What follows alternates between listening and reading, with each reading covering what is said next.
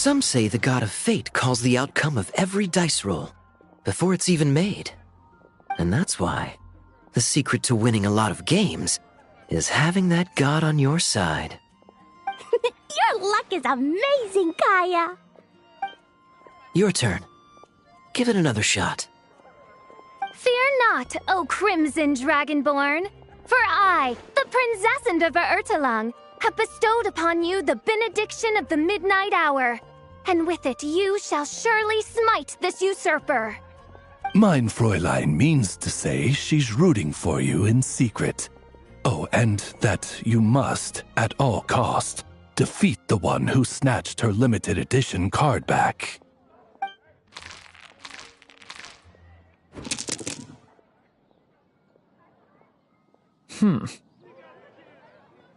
I'm not too sure if that counts as good luck or bad. Tis not but the perfidious machinations of fate. Hey, everyone! Mr. Honorary Knight and Paimon! You're back! It's good to see you, Honorary Knight.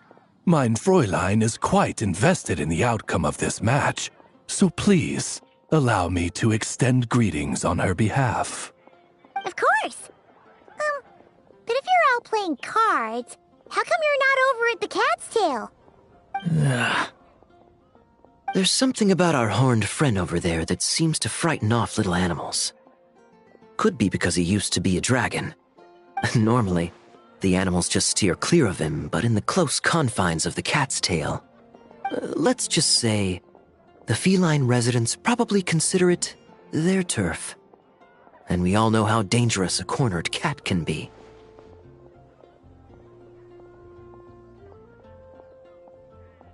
I just wanted to borrow one of their nests for a nap. One of their nests? Wait, you mean a cat sofa? Yeah, it's more comfortable for me. I can stretch out just the way I like. But it turns out the Black Cat and his minions are quite territorial. Luckily, Miss Diona helped smooth things over, and they finally agreed to let me use one. But, I only get to use it after dark.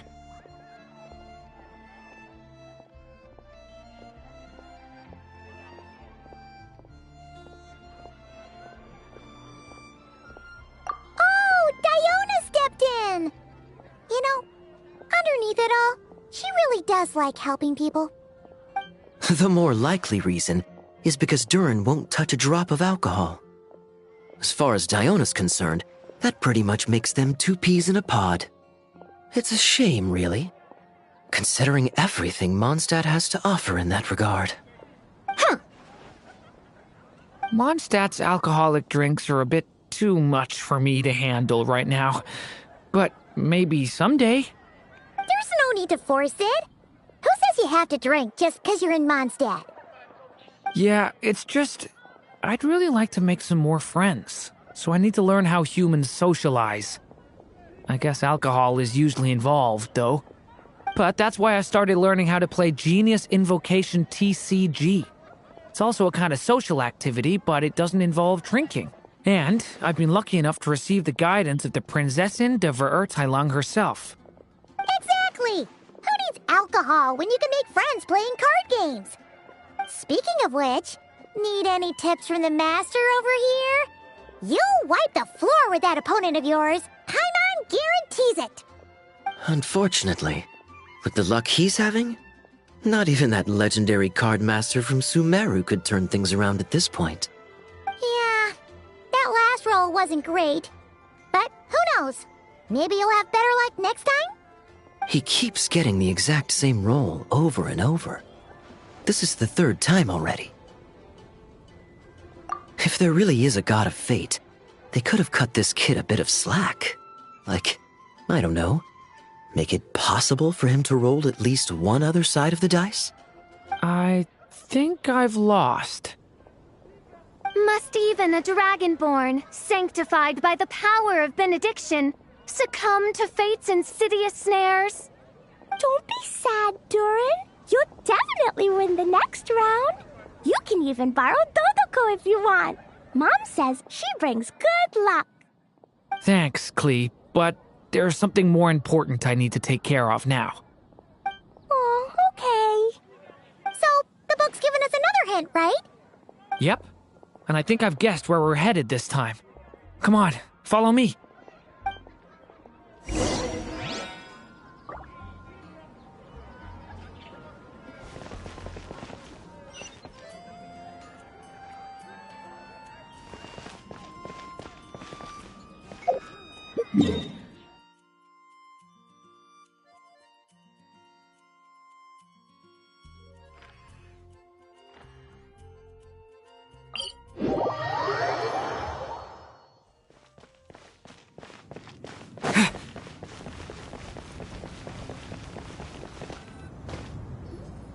In what sort of castle might a storybook dragon dwell?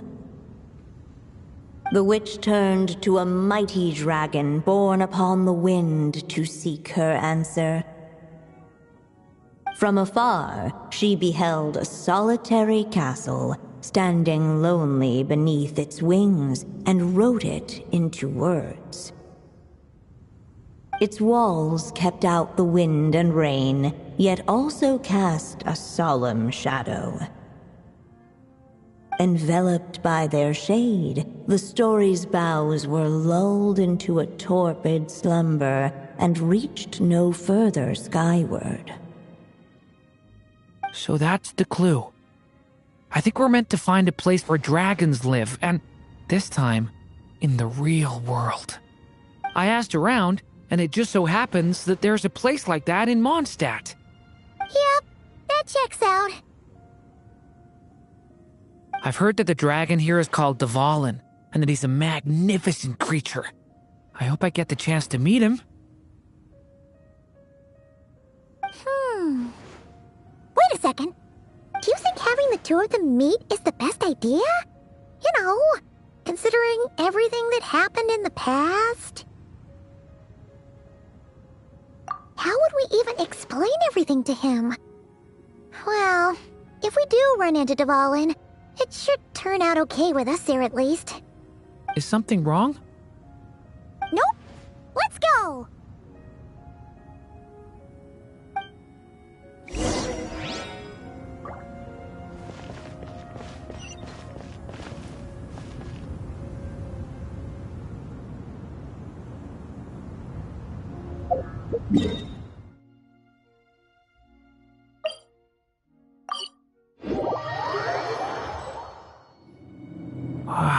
So, this is where Dvalin lives? Yeah, right into the middle of a raging storm. If you're afraid of getting blown away, Paimon, you can always hang onto my sleeve. This isn't Paimon's first rodeo. Come on, let's get going.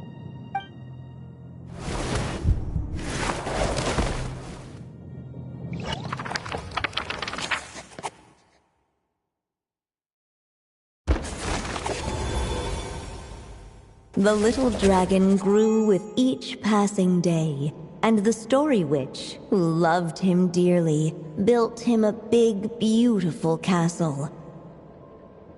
Yet in the end, she herself succumbed to time's merciless march, setting forth on a journey to a place beyond even the stars.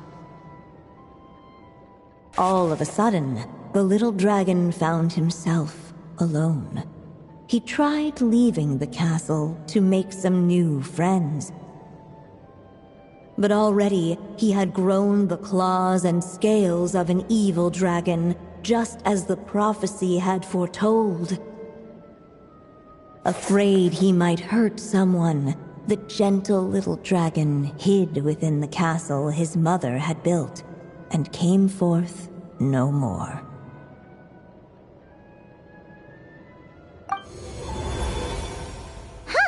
Looks like we're back in the story world. And from the sounds of it, this chapter must be about Simulanka, right? Yeah, like the fairy from the Forest of Blessings, the king of Constellation Metropole, that cat lady who turns into a box. Ah, yep. That will be Nilu, Navia, and Kirara. Oh, and there's Hat Guy, too. Only lately, whenever I see Hat Guy, I get this strange feeling.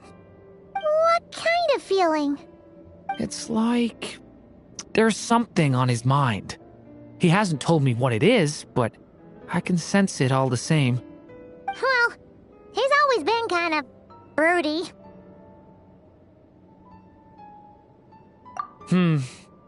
I guess I should focus on fulfilling my mother's final wish for now, though. Yeah, we should get started on this chapter. So, let's track you down and free you from fate's curse once again. That day, a small band of adventurers suddenly arrived beneath the castle walls. They promised to help the little dragon cast off the curse of fate. Yet as they stood beneath the castle walls, it appeared they had no idea how to even begin. Hey, instead of making fun of us, how about giving us a hint? The little dragon had shut himself inside the tall tower at the castle's center. Anyone who wished to reach him must traverse the barriers that wall off his heart, for there is no other way. Looks like we're in for another long one. Let me try something. Ooh, do you have an idea? If that little dragon in the tower used to be me, then surely I'd know how he shuts people out better than anyone. Come on, follow me.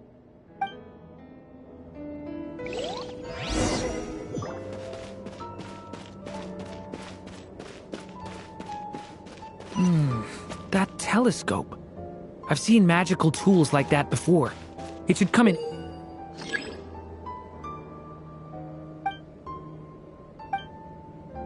Andy.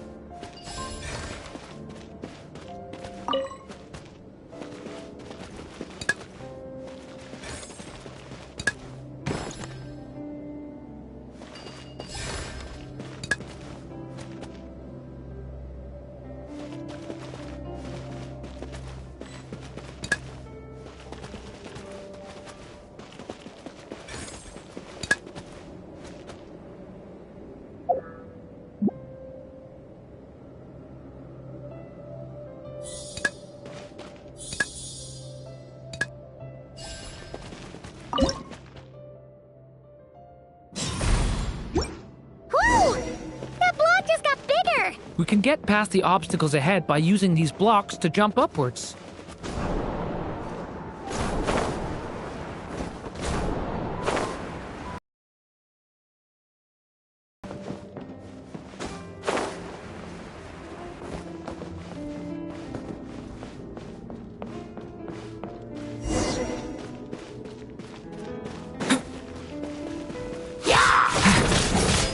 Stay back! Stop that! No!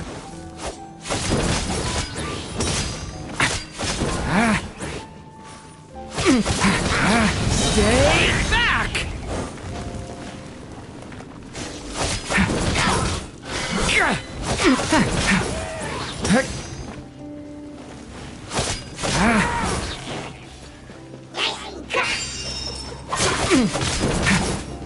Devouring claw! Element for the end!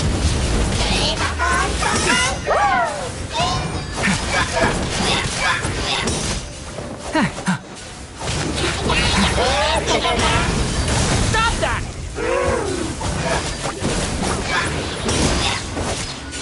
This place is like a maze. How are we supposed to get through? We'll just have to check each spot.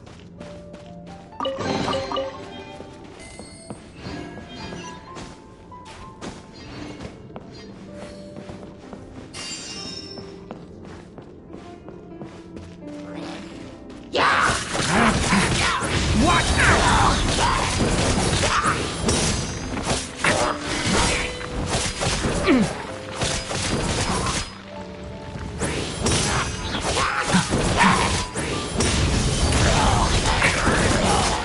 Heck.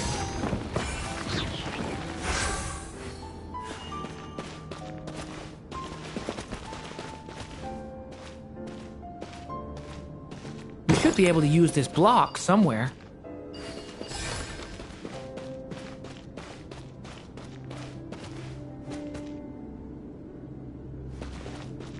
Looks like this telescope is missing some blocks. Oh. Let's try the one we just picked up.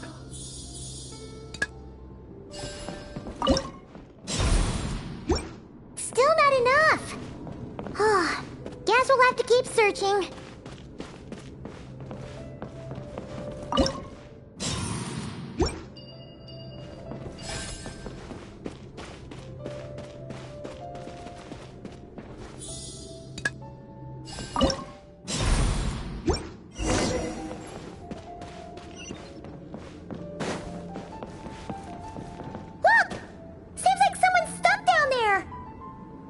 Should they continue towards the tower, or plunge into the shadows to rescue those in need? A difficult dilemma indeed. The path to the tower is up ahead. We better stick with Durin.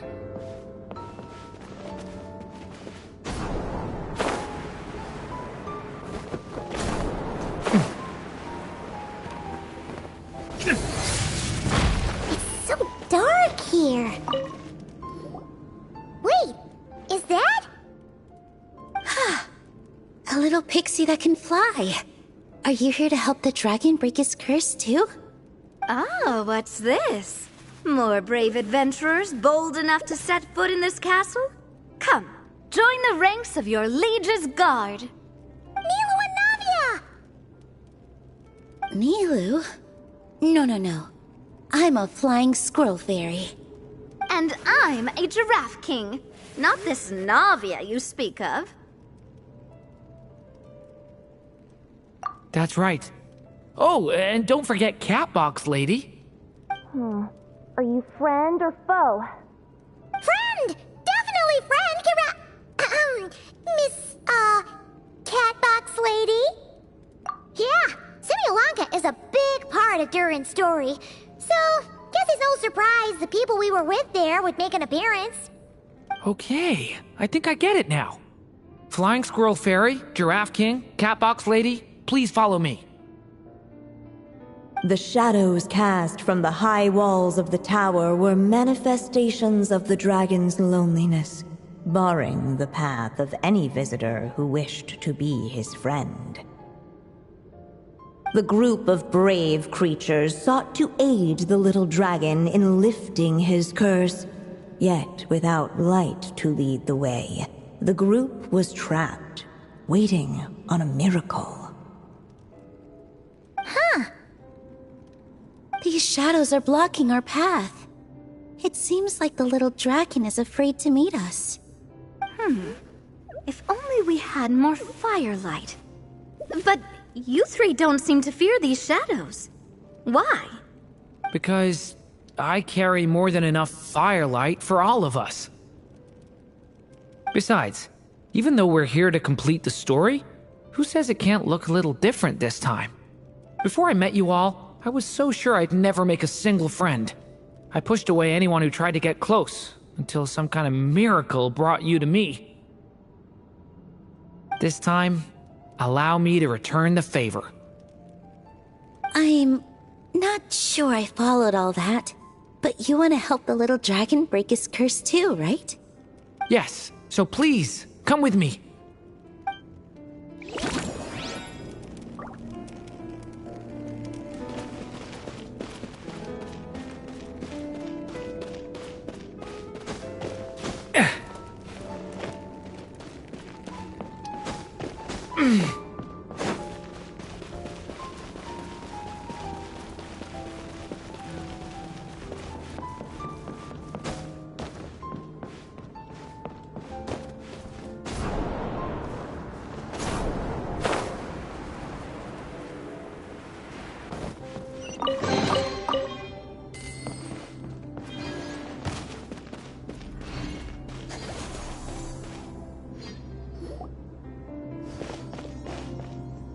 Come on, Durin. Or, little story dragon. Just calm down. Stay back! I don't want to hurt you. Loneliness and fear had built a cage around his heart, shutting out all who would look upon him. And thus, all the adventurers could see was his shadow. Don't worry, we can help you. Don't come any closer! And that was the last the little dragon spoke. How are we supposed to persuade him if he won't even talk to us? If you can still hear me, please listen to what I have to say. Your claws and scales aren't some kind of inescapable curse, you know? You'll overcome it one day and make lots of new friends. I'm sure you think I'm lying. After all, no matter how many times you've tried to break it, nothing's ever worked. But this time is different. I brought your friends here to see you. Oh, what did you say? Hi, little dragon. I'm the Flying Squirrel Fairy, and I'm here to help you lift your curse. Will you talk to me? And I'm the Giraffe King. Don't be afraid, little one. We're not afraid of you. I'm just a cat in a box, but I'd very much like to be your friend too. These are... my friends? Yeah, they're your friends in the future you'd be trying to avoid. I can promise you that. They're reaching out, so you just have to ask yourself one question. Do you accept? After a long silence, heavy footsteps echoed from the tower's shadows. But still, the one who made them refused to step forward. Though the cage to his heart had been unlocked, the little dragon remained ashamed of his claws and scales. How can I face my friends like this? Don't worry, little dragon. We're gonna offer up our blessings and make a wish to the goddess of fate to release you from your curse. Yeah, just like last time. Make a wish? To the goddess of fate? At that moment, the merry witch made her entrance. Hello, little one. Don't be afraid. With the blessings of your friends, your wish shall be granted. Alice? Wait, you're the Merry Witch from the story? Correct. It is I, the Merry Witch, creator goddess of this realm. And it just so happens the goddess of fate is none other than my dear friend, the Story Witch. I'm here to make good on my promise to lend her my second strongest spell. With this spell, she'll have the power to create an entire world. So naturally, granting your wish won't be a problem. Provided, of course, you receive your friend's blessings. But before we proceed, I must check something on her behalf. Little dragon, do you accept this blessing? I want to be your friend. So if you're offering, then yes, I would love to have your blessings. Were it not for the adventurer's blessings, this tale might have ended long ago. Thanks to them, another ending was now possible. Yet in that moment, they did not know if this blessing was truly a gift or just another trial in disguise. What? You didn't say a word when we actually needed a clue, but now at a critical moment like this, you turn up and start playing mind games? Another trial. Ha, that actually sounds about right. Be it the fictional problems of Simulanka or unavoidable conflicts in the real world, if you think about it, that's what they've been all along. But if it wasn't for those trials, I never would have met any of you. So, despite all that, I'd still like to give my blessings. That's the spirit! Come on, Durin! Let's help you make your wish come true again! On behalf of both my past and present selves, thank you, my friends. Fortunately, a brave band of adventurers heard tell of the little dragon's story. Determined to lift his curse, they fought their way through countless trials. To help him, they offered up their blessings and made a wish to the goddess of fate. At last, their wish was granted. Shaking off his scales, the little dragon stepped out of the tower's gloom. But his time in the world beyond the castle would soon teach him this gift would bring blessings and trials of its own.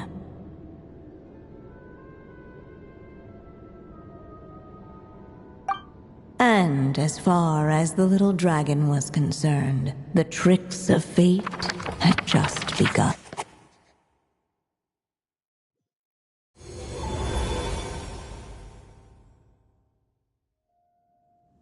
So, Durin's wish came true, just like it did before. If this story was written by my mother, then surely that was the last chapter we just completed. Oh yeah! So, in other words, we finished it! Looks like that's a wrap on Alice's task, and there's even some ink to spare. Guess we'll have to wait for her to make contact, like she said. So, my mother's final story has finally come to a close. Sounds like you're a little sad to see it end. Back when I was still living in Simulanka, I was always under the illusion that my mother had never truly left. Every day I spent immersed in that world. It felt like she was right there by my side, still reading me bedtime stories. But now... Durin. That's right! And you've got so many other friends waiting for you back in Mondstadt! Yeah. Speaking of which, after all that flying around, Paimon's starting to feel hungry again. So, why don't we head back to Mondstadt? Perfect excuse for a big meal with the rest of the gang. Now that you've fulfilled your mom's final wish, a little celebration seems in order, right? It's just a pity we never got to see that big, beautiful dragon. You were really looking forward to meeting him, huh? He might not be here all the time, but Paimon's sure you'll get a chance at some point. All right, no worries. Anyway, since this feast is to celebrate me fulfilling my mother's final wish, I guess it should be my little treat. Pretty sure that's how humans do it, right? Nuh-uh. This one's on the Traveler and Paimon. Celebrating each other's achievements is what friends are for. Honestly, when it comes to who treats who, human rules are so complicated. See?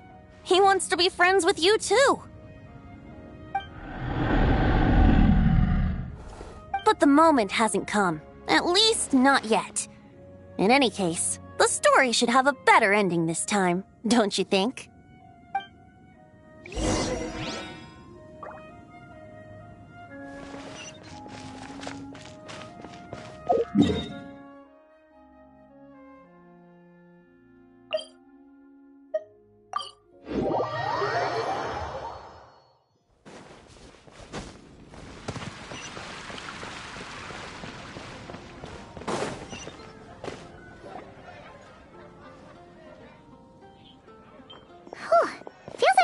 For ages. Hopefully, everyone's still here. So, your adventure was a success, huh? Want to grab a drink to celebrate? Absolutely not. No booze allowed. Mr. Honorary Knight, Durin, I want to hear all about your big adventure.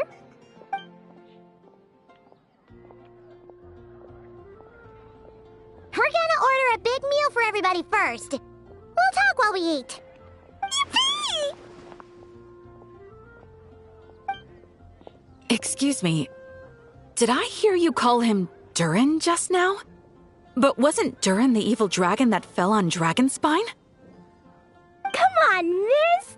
This Durin isn't that evil dragon from Dragonspine. Albedo said...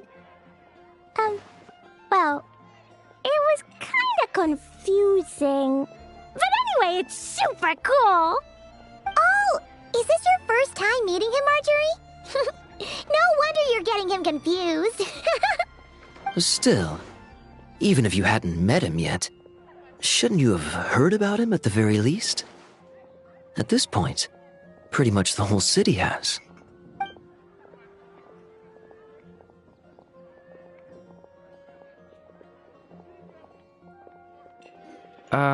Why is everyone... So, what exactly is his connection with the evil dragon? Wait, but those horns on his head... Surely he's not a... Did everyone just forget about Durin? No, that can't be.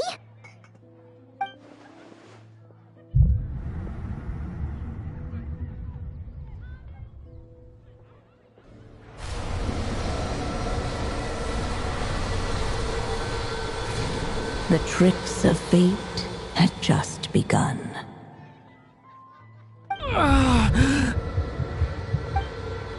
Watch out!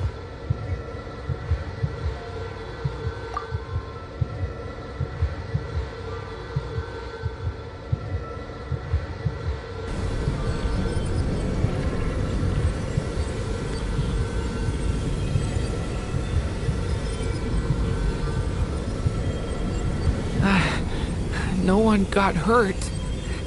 Did they? Durin! Durin!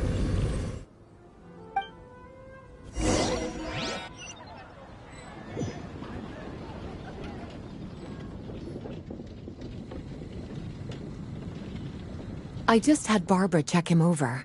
He's not badly hurt, but he seems to have burned through a lot of energy fending off some kind of dangerous power. He'll need some time to rest before he wakes up. So, can someone explain what's going on here? It seems like, aside from Durin's close acquaintances, the people of Mondstadt have forgotten everything about him. How could that even happen? Worse still, the abyssal power within him is showing signs of extreme instability. Could be a separate issue, though. I'm not sure. If the abyssal power inside him spirals out of control, Mondstadt will be in grave danger. I completely agree. All right then. As acting Grand Master, I'll send a letter requesting Albedo's immediate return. Until then, the Knights will watch over Durin. That's pretty much all we can do right now. Also, allow me to look after this book for now. If you need to consult it, just drop by my office. Do you think the book might have something to do with what's happening? It's just weird that Alice still hasn't contacted us. Maybe we should head back inside the book and take another look.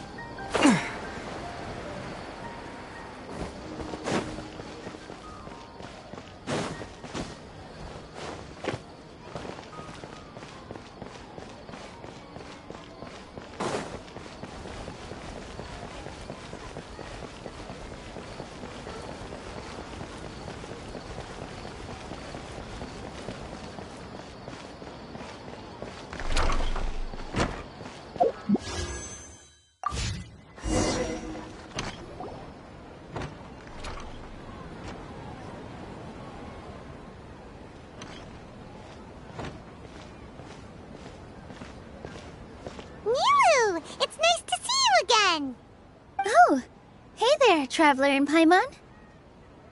Are you here for some shopping too? That's right. Although there were a few hiccups here and there, the Sub-Zerus Festival turned out to be a grand success. And so, the theater wants to host a celebration event. Do you two want to come? It'll be a really fun time. It's something like a tradition of ours. Whenever we wrap an important performance, we'll get together and unwind. Rehearsals are exhausting. If you keep your nose to the grindstone, you're going to wipe yourself out sooner or later.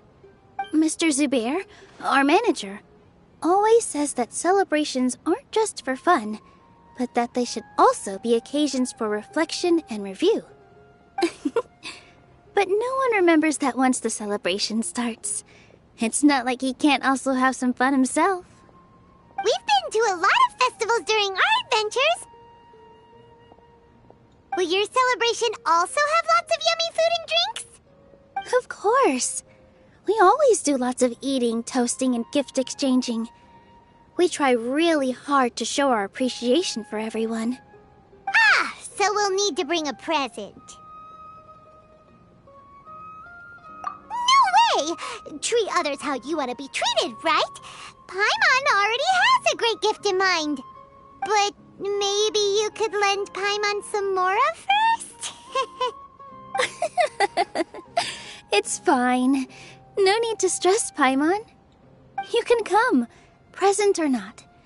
The gift exchange is just to make the celebration more entertaining. You two being there would be the best gift of all. It'll also be a good time to introduce you to the rest of the theater. Is something up?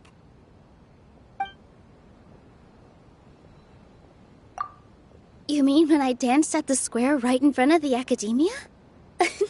Not a single person came after me. I left really easily. After that, no one came to the theater to scold me either. We actually gained many new customers, and they were all Academia students. From what I can tell, in the past, if a student were to put off their studies to watch a show or dance, they'd be called foolish and irresponsible. But now, it seems like this attitude is changing. People are starting to believe that engaging with the arts can help them balance their moods, and through that, improve their research efficiency at work. Anyway, it seems like people have to personally experience something to gain a good understanding of it. They should thank us for opening their eyes! That'll probably take some time. They're still droning on and on about experimentation and proof. Will they really gain more appreciation for the arts if they continue to think of everything like that? Anyway, all that aside, are you thinking about coming to our event? Paimon thinks it'll be a great time! What do you think, Traveler? Alright, then let's head to the theater. Wait, I completely forgot about this pile of stuff! Whoa! Did you buy all of this, Nilu? Just one box. The rest were given to me. I really don't know how it came to this much. That's way too many freebies! Many vendors give out samples for free, but Paimon's never seen this much! All I know is that whenever I start chatting with people, my hands would get more and more full until I can't hold everything anymore. This seems to happen every time. I was planning on making a few trips to bring everything back, before continuing on with my shopping, but I don't think I'll have the time. So this isn't even all of it? Are you sure? Of course! Carrying stuff is a piece of cake for him, right, Traveler? I'm so sorry to trouble you like this. I meant to invite you to our celebration, but now you're helping me instead. Well, let's hurry up and grab the last few things, so we can get back to the theater.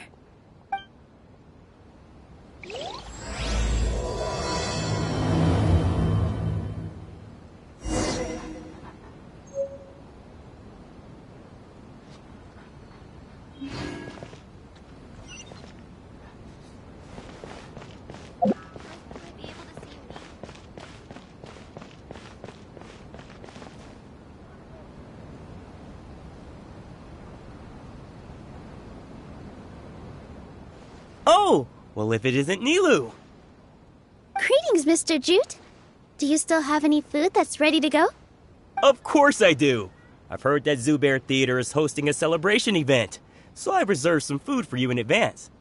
Although, it looks like you're gonna need 2 more portions. Please allow me to introduce them. This is the Traveler, a very experienced adventurer. And this is Paimon, his super reliable guide and helper. No. Paimon is... hold on. She got it completely right. Look, Traveler! She introduced Paimon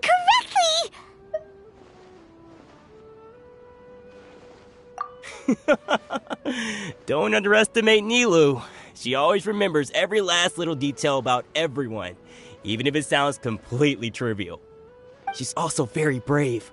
Just a little while ago, she saved my precious spices from the jaws of a sumpter beast. Don't think anything of it. I just help out when I can because everyone else takes such good care of me. Anyway, sorry to get off topic. We're in a bit of a hurry. Mr. Jute, did you say you didn't reserve enough food? I was joking. Anyone who runs a business knows to keep some extra stock. After all, orders get changed all the time. Oh, that reminds me. It seems that these friends of yours aren't from here. Have they ever tried any delicious tachin? Ooh, what a fantastic idea! Mr. Jute, did you bake a batch recently? Tachin is a mixture of rice and meat that's baked into a cake-like shape. Mr. Jute adds special spices into his. Its aroma is just so wonderfully delicious. If you ever see kids crowding all around Mr. Jute's place, you know he's baking up a storm. But is it really just for the kids? Don't you often follow them in too? I just can't help myself. We're 2 peas in a pod. Who doesn't enjoy some good food? Wait here. I'll bring some over.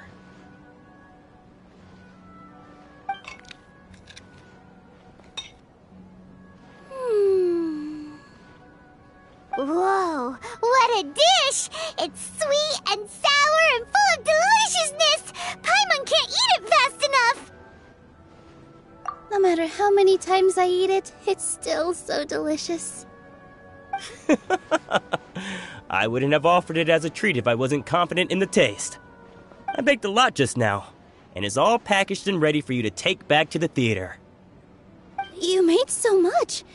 Is it really okay to take them all? It was nothing. Making 1 serving or 100 servings is all the same to me. If anything, I should be thanking you for helping me clear my inventory.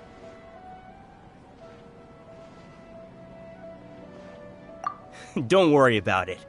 What kind of person would I be if I made you pay for a treat? Make sure you got everything. Feel free to come back anytime.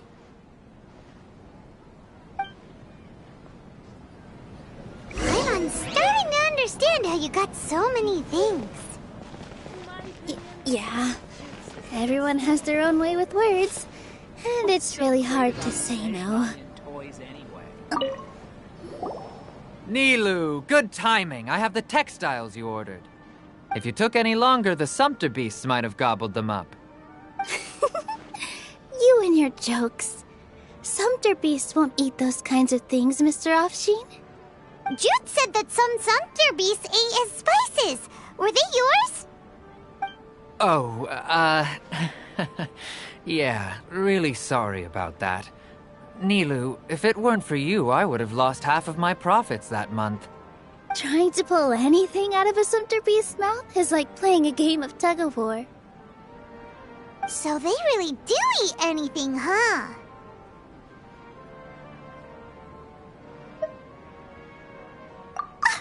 What's that supposed to mean? Come now. You know, sumpter beasts sometimes eat not because they're hungry, but because they like gnawing on things. The textiles you ordered are highly durable and woven from the finest thread. So even if a sumpter beast got snacky, it'd still have to chomp on it for a full day. You've tested this before? But of course! How else could I be so trustworthy? Well, that one time was an accident. I wouldn't dare experiment with such a precious product. True. It does sound like some good fabric. Ho ho! Have I piqued your interest? If you want to buy some, now's a good time. Buy 2 bolts and get 20% off. Ooh, that's a pretty good discount. What do you think, Traveler? No thanks, Mr. Offsheen. You can't use that kind of tactic on her. Look, you've already sucked her in. Tactic?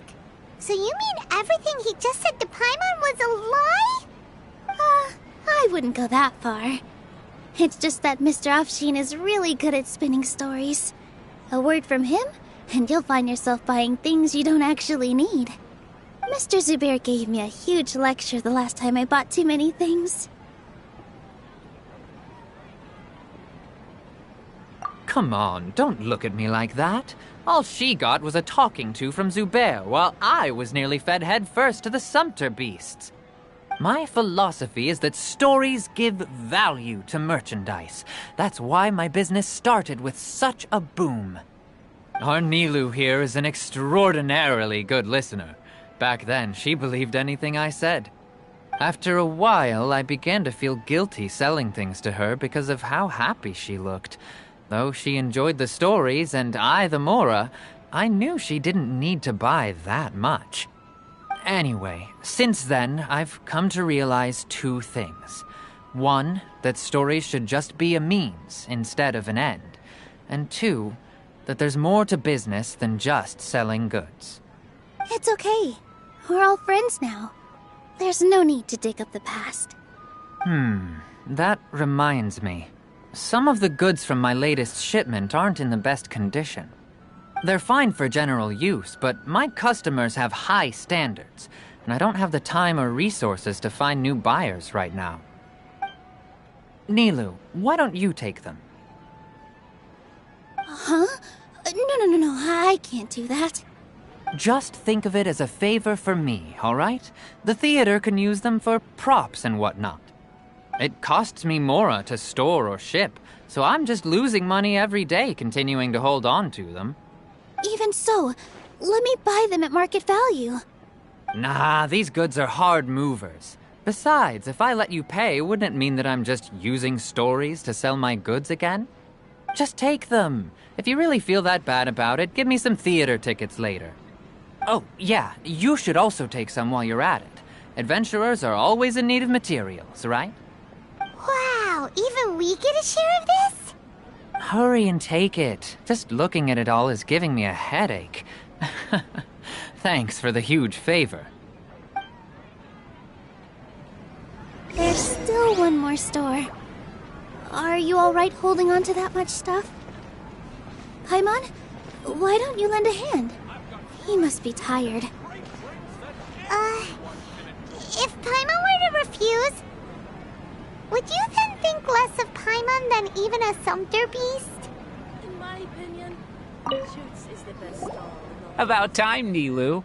Farhad here was snooping around your props. Please, I was only looking at them to get a better idea of what your new show may be about. Wouldn't spoiling yourself just ruin all the fun? Yeah, please wait for our official performance. These 2 look familiar. I think I've seen them before. Ah, weren't they at the Sub-Zerus festival? Yeah, and they're coming to today's celebration too. Oh, the more folks the merrier. I was actually just talking to Farhad about also stopping by tonight. Oh yes, please do. I'm sure Miss Raykar and Miss Nadja would also love to have a chat with the 2 of you. We even prepared a small gift. Let me show it to you. Ta-da! It's a flower wreath. I really think we should wear some of these to give the event a more celebratory feel. Wow, it's beautiful. Did you make it? Farhad did most of the work. What a surprise, huh? He actually knows a lot about crafts. That is pretty surprising. Hey, why can't I have a little side hobby? I worked really hard on that. I know. I watched you make it. I wasn't making fun of you. All right. Why don't you also try some on? We've got some wreaths in your size.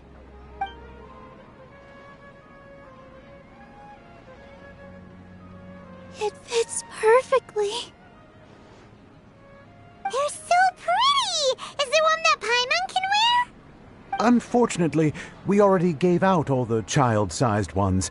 I wasn't expecting the theater to invite such a fascinating guest. Fascinating? Huh. That sounds kind of weird, but Paimon will let it slide. Oh, you all sure got a lot of stuff there. Let me help you carry some. I'm a porter by trade, so this is what I'm best at. That'd be great! Please and thank you.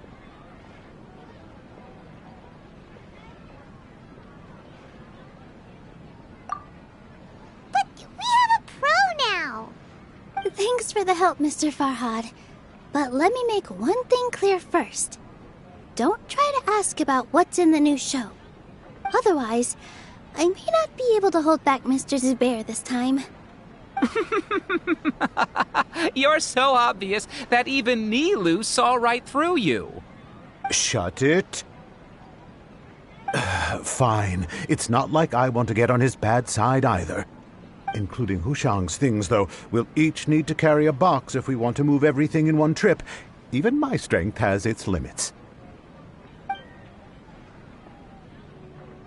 Paimon looks like she doesn't want to, so I'll carry a little extra. Although I may not appear super strong at first glance, I actually do a lot of strength training on the regular.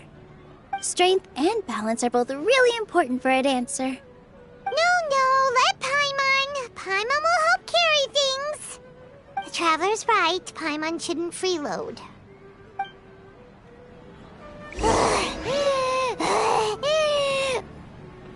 Paimon can't fly anymore. Are you okay, Paimon? Paimon's good to keep going. But Paimon now understands when people say there's no such thing as a friend. Oh, that sure was a lot of stuff. Oh, looking forward to the event later. Thank you, Mr. Farhad. Thank you, Sumpter Man. Whew. Paimon's definitely going to eat it all back later. All right, I'll leave you all to it.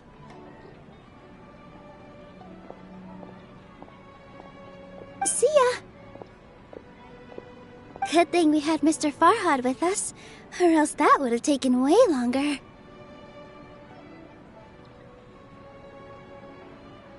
Of course! Because everyone's working here together. We're all like neighbors, so we're always helping each other out. It's easy to forget that everyone's running a business. With this many freebies being thrown at you, you probably don't need to work. I felt so guilty at first, like I always owed someone something. I was always thinking of ways to repay others. Later on, I realized that it's actually like what Mr. Afshin said. By taking the freebies, I was helping everyone out and saving them money. When you order the wrong item, or make too much of something, sometimes the best way to maximize the value of those goods is to give them away. That's why there's no need to stress over the freebies. All of us repay others by helping them when they need it. Oh, that actually makes a lot of sense. This has become our norm, and no one keeps track of the back and forth anymore. So really, don't worry about it. Alright, I have to bring all this to Mr. Zubair and do a little bit of prep. Feel free to hang out here for a bit. It'd be nice if you could also get to know some other people at the theater. Nope. Mr. Zubair's really on top of everything. You two are our guests, so please, just relax and look forward to the celebration. Wow, the atmosphere here is so nice. Let's take a break and immerse ourselves in this warmth. Hello. What? Who are you? You can't just go on the stage as you please. Ah, I see. Sorry for my overreaction. I'm just, making a prop. No time for chit-chat. Is that embroidery? No. Well, yes, but not really. It's a prop. It's just, some fabric. An ordinary piece of fabric that'll be used in a show. Sorry. I really do need to focus and start working on it. What an oddball. Is prop making something to be that jumpy about? Oh well, it's none of our business.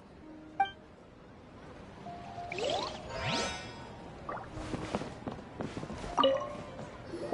there! Ah, a newcomer. Doesn't look too bright. Hey! Talk about judging a book by its cover! You, on the other hand, you're a special one. How would you describe the concept of art? Mere curiosity is all. It makes no difference whether you answer or not. So that's what you think, Unremarkable. Better than an average person's thoughts, but nothing exceptional. Is art a product that we create and bring forth, or is it a naturally existing resource? I, for one, believe it to be the latter. Paimon doesn't follow. I've been staying here for a long time. On occasion, I'd assist them in penning lines of dialogue, but most of my time I just stand back and watch. I prefer to abstain from writing as it spoils the viewing experience. The existence of the theater, of Nilou, and of humanity itself. All of these can be considered as forms of art. It is not some intangible construct beyond the horizon. How does that have anything to do with us? Let me ask you this. What do you think is the meaning of art?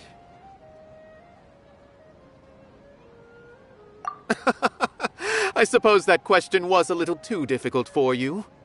To chance upon a spark of inspiration.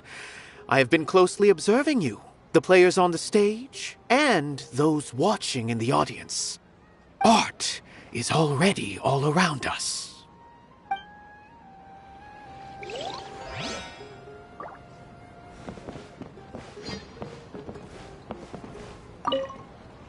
Hey there. I saw you two helping Nilou move some stuff. Are you two also here for the celebration event? You got it! My name is Raykar. Nadia and I are this theater's prop engineers. I also help out with some other tasks like housekeeping. The little ones causing a ruckus are my children, Soreen and Abi. I hope they aren't bothering you. They always get really excited every time we hold a celebration event. Yes, they are.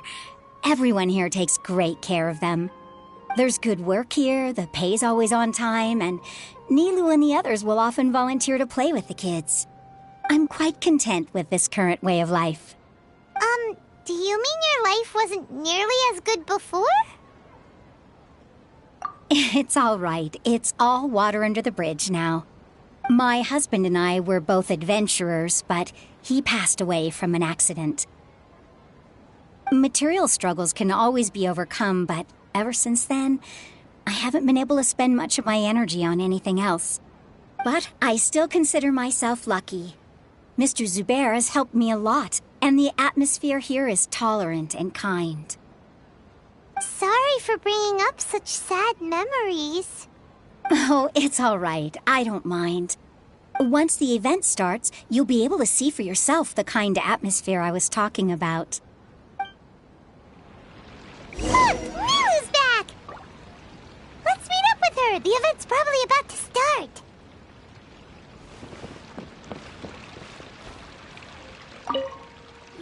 Sorry for the wait. Preparations for the celebration are finally done. I'll call everyone over, and then we can start. Let us give you a hand. Thank you.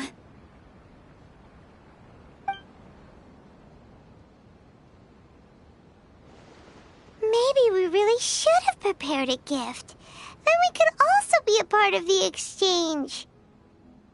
As it is, all we can do is wait and watch. Maybe we shouldn't do this after all. I didn't do that great of a job, and who would even like it? Oh, don't think like that. Remember our promise? We're going to give everyone a pleasant surprise. And besides, you've never attended a celebration event before, so this will be a great opportunity. Everyone will love you. I'm still not really sure about this. There's nothing to be worried about. Just take a step forward and give yourself a chance. There aren't any scary people here, right? Right. Huh. Alright. Maybe this will help. Everyone, over here! Inaya has something great to tell you all. Wait! I've already said that I'm not ready yet. What should I say? Take it easy and relax. Deep breath, in and out. Once you've taken a long exhale, calmly tell everyone what you want to say. If you don't say anything, then all the hard work we put into embroidery practice would have gone to waste. Using it as a gift, though? It really isn't that good.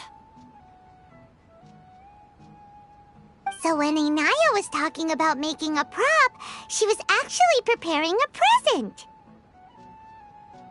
Yeah, it feels like she still doesn't really see herself as part of this community. But it looks like Nilu's trying to ease her through.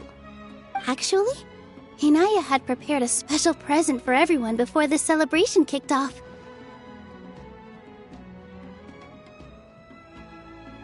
Woohoo! We're gonna get our first present from Miss Inaya! Pipe down! The louder you all are, the more nervous she'll become. You've worked on it for so long, so have some confidence. Don't be afraid. You've got this. Is Mr. Zubair here? Sheikh Zubair, this is an urgent notice from the Academia. This celebration, or whatever it is, must stop at once. What a condescending guy. What's his deal? Since Zubair Theater has long violated the Academia's policies and orders, we have decided to demolish it. As its manager, you must halt all operations and dismiss all staff members within 30 days, after which you will report to the Academia for further punishment. Why? Why force us to do this all of a sudden? Little girl, this is not the first time you've been issued a warning. I didn't hear anything about demolition the last time I asked, and now I suddenly only have 30 days? We have more shows planned, but it's impossible to do anything in just 30 days. How am I supposed to explain this to my customers and staff? That issue is of no concern to me, Mr. Zubair. You seem to understand the situation quite clearly. Perhaps you can reflect on the reasons why you have failed to prepare for the scenario in advance. Demolition? Why do they want to demolish this place? The Academia has never liked us, and they've never respected our work. To them, what we do is all a waste of time.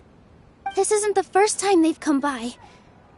They had asked us several times in the past to improve the quality of our performances by only putting on shows they consider to be sufficiently intellectual. But our audience isn't the Academia. It's the people of the Grand Bazaar. If our shows are too difficult to understand or too removed from everyday life, nobody would watch them anymore. Changing our content would not only mean turning our backs on our vision, it would also directly lead to the loss of our livelihoods. Yeah, the theater is very important to each and every one of us. The way they're doing things is so scummy. But I also don't know how we can stop them. I do not wish to explain everything again from the beginning. Time is of the essence. So you should act with haste instead of asking frivolous questions. But none of us plan to accept this. Such an abrupt notice is contrary to established policy. Ask whoever you will. The answer will remain the same. We have already given you sufficient notice. Enough! Does your audacity know no limits, Father? Huh? Father? Their family? What academia? This is all because you don't like Zubair Theater. You're just using the academia's name to threaten us. Let me tell you, even if you manage to tear down this place, nothing is going to change. You've always been awful. But even I never thought my father would sink this low. This is strictly business. It has nothing to do with where you are, what you do, or what you think. I hope you all have not been irrevocably blinded by folly. I will not waste more time on pointless arguments. Wrap everything up, and make preparations to shut down at once.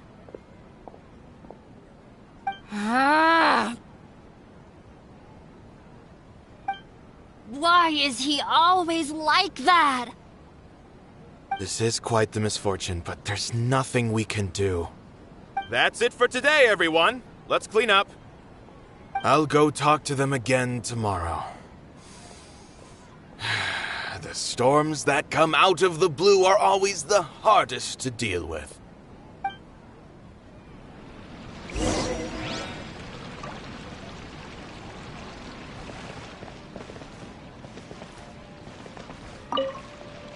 Sorry. I invited you thinking this was going to be a happy occasion. I didn't know that things would turn out like this. There's no need to apologize, Nilu. No one could have seen this coming. Oh, Paimon just wishes she could have at least gotten to the food. Is what that guy said true? The academia has already given you many warnings? Yeah, I guess you could say that. They've always seen us as being meaningless. Knowledge is king in Sumeru, and their pursuit of it leaves no room for the arts.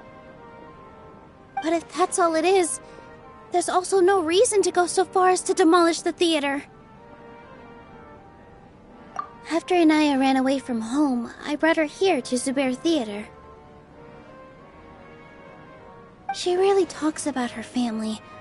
All I know is that she didn't get along with them. I never expected it to blow up like this. If you did nothing wrong, then there's no reason to listen to the academia, right? Nahida? You mean Lesser Lord Kusanali? She'd probably help if she knew what was going on. No matter how nasty the academia could get, surely they can't win against Lesser Lord Kusanali. No. I wasn't doubting her ability. I just feel like we shouldn't bother her with such a trivial problem. Plus, if the Dendro Archon were to intervene, then it wouldn't feel like our victory was earned. That's true. Who cares? Let's just take him in a fight.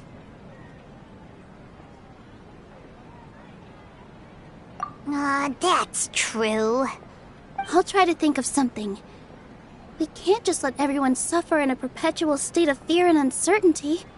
What to do?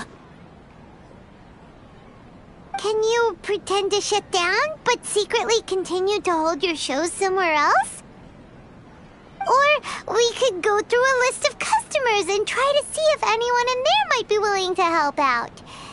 That also doesn't sound like it'll work. A debate? Huh. Well, scholars do love to use them to solve their problems, but how would that work in this case? Oh, if we can prove to Inaya's father that the academia's position doesn't hold water, then they won't have a reason to demolish the theater! I see. Defeating him in a debate. It's a good idea, but which one of us could hope to win against a researcher?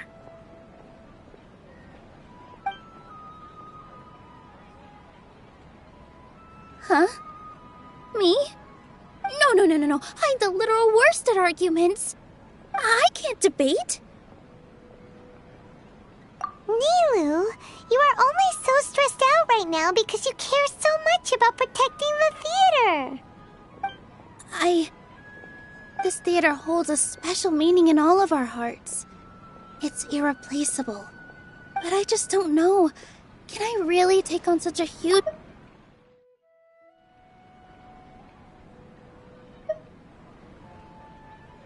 Paimon'll help too. You'll feel a lot more confident after doing some prep work. Believe in yourself.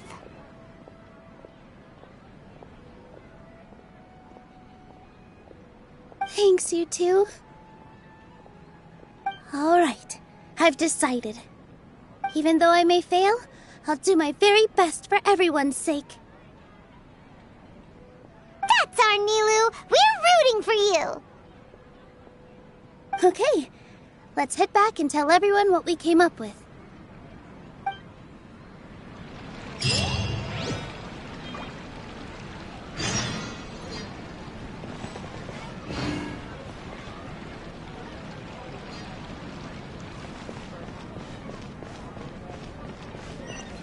This just came out of nowhere.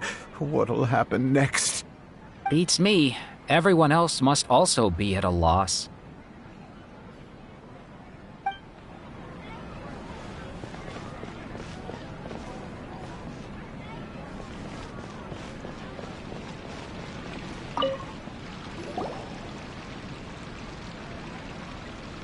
Trying to best the academia in a debate is attempting the impossible. If you really want to try, I won't stop you. It's not like our situation can get any worse.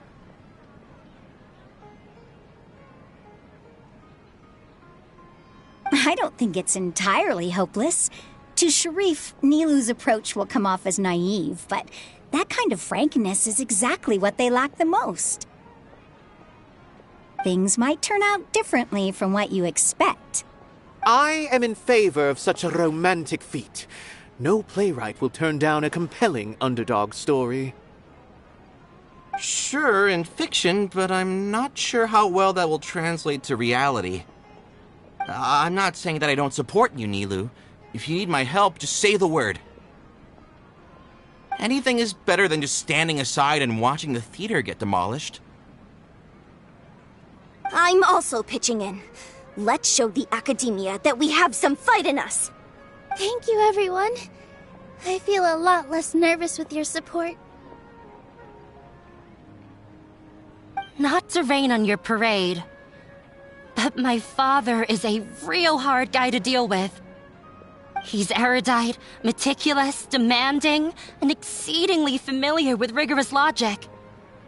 It'll be extremely difficult to beat him in a debate. You all already knew that. But you just didn't want to hurt Nilu's feelings. When all's said and done, aren't you hurting her just the same? That's enough, Inaya!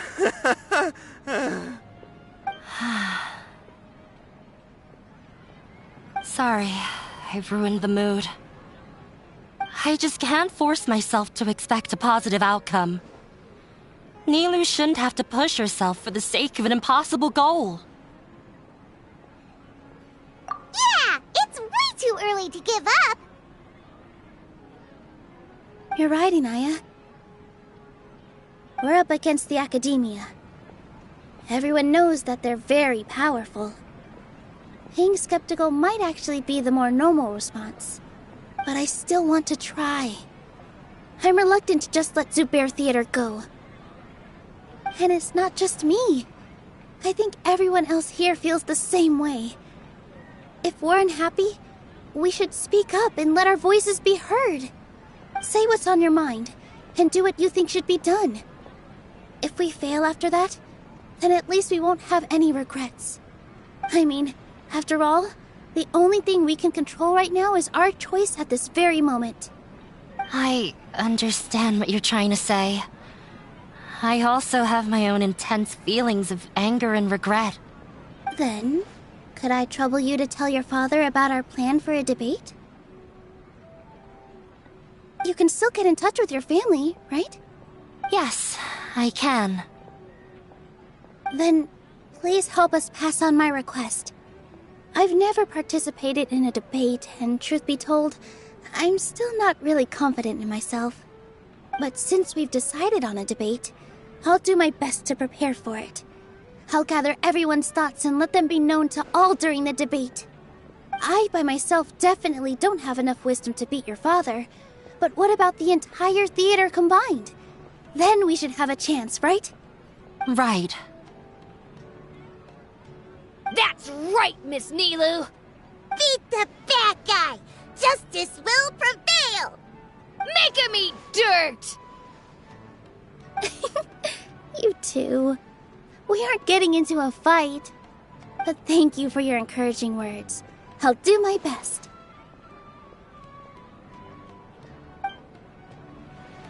Well said back there, Nilu.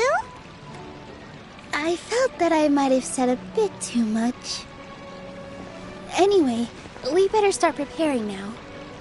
First, let's see what everyone thinks about the situation. All right, time to pull everyone's thoughts. Mr. Zubair, we're trying to put together a list of arguments that might be useful. Any ideas? It won't be difficult to explain our position. They're in the wrong, and they know it. I have meticulously managed this theater's affairs for years, and I have abided by every procedure and obtained every permit. I did all of that to protect ourselves if something like this were to occur. I didn't expect them to disregard the rules altogether. Yes, I know. But anyone who's staying at the theater is one of us. If I can't even protect the members of the theater from outside pressure, then I have failed in my duty as a manager. In summary, you need sufficient confidence and strict adherence to the rules. At least for now, they don't have the authority to demolish the theater. As long as you double down on that point and force them to concede it, you'll gain an advantage. All right, got it. I've seen many situations like this before. The academia sure likes to get its nose into everyone's business.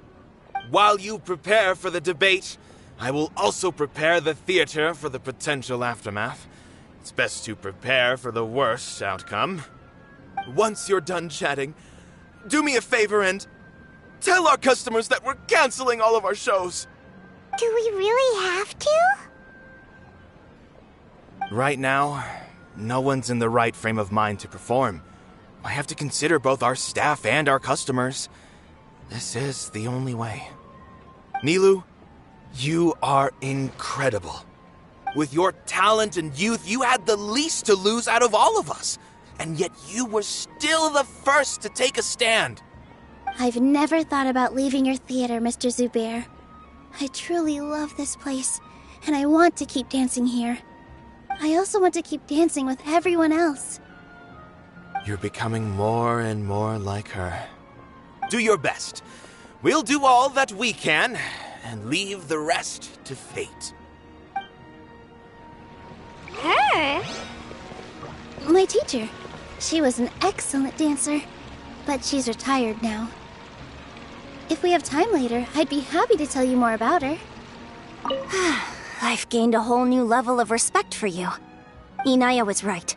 It's true that I couldn't bear to bring down Nilu. It wasn't out of pity or anything, though.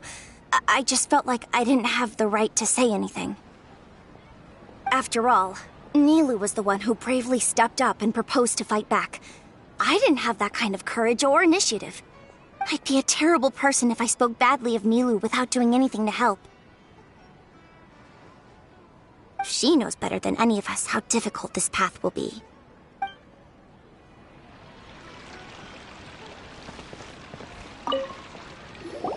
I didn't expect you all to challenge the academia. That reminded me of my younger years. Back then, I feared nothing and no one, and I was always charging into the most dangerous of places. I can't do things like that anymore, but those were some of the best times of my life. Sorry. If the theater really ends up getting demolished, then you, Soren, and Abi will all... It's all right. There's no need to think such heavy thoughts. Even if the building gets demolished, its people will still all be here. Have faith in the resilience of an adventurer. We can always figure something out. But won't you have regrets if things just come to an abrupt end? It'd be like when you were forced to stop adventuring. Ah, so that's what you were worrying about. Relax. I've had a lot of experience with regret. Things are painful at first, but as they say, time heals all wounds. Look at us now. Serene and Abi are happy. And Serene has also just passed his theater exam. He can start acting soon. He was thrilled because he can soon perform on the same stage as you. We wouldn't be here if it weren't for our past struggles.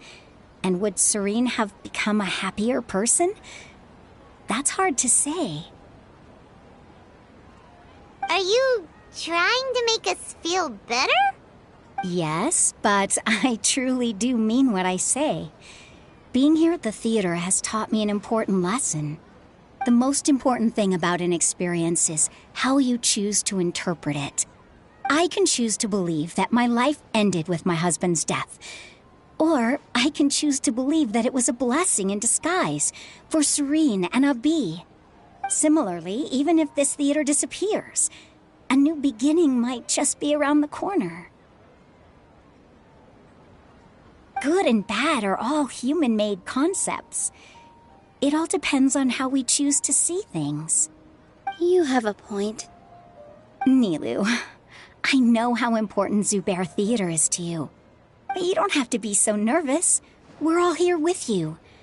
The theater won't go down so easily. Thank you, Miss Raykar. No need to thank me. If anything, you inspired me with your bravery. You might have what it takes to become an excellent adventurer.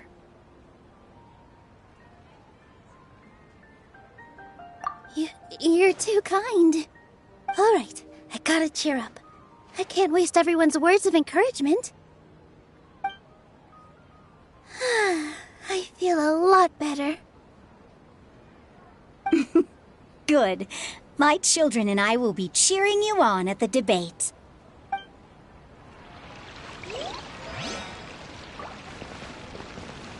When the day comes, I'll get my friends and the theater's customers to come and support Nilou. If anything goes wrong, I'll have them scream and shout and drown out whatever Sharif says. I can't do that? Fine, I'll think of something else.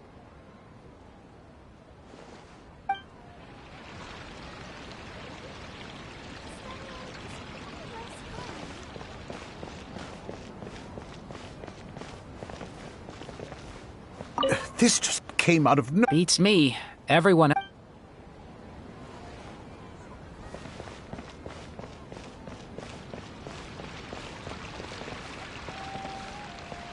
No one is allowed to bully Miss Nilou. Watch out, Mr. Bad Guy! Pow! Bam!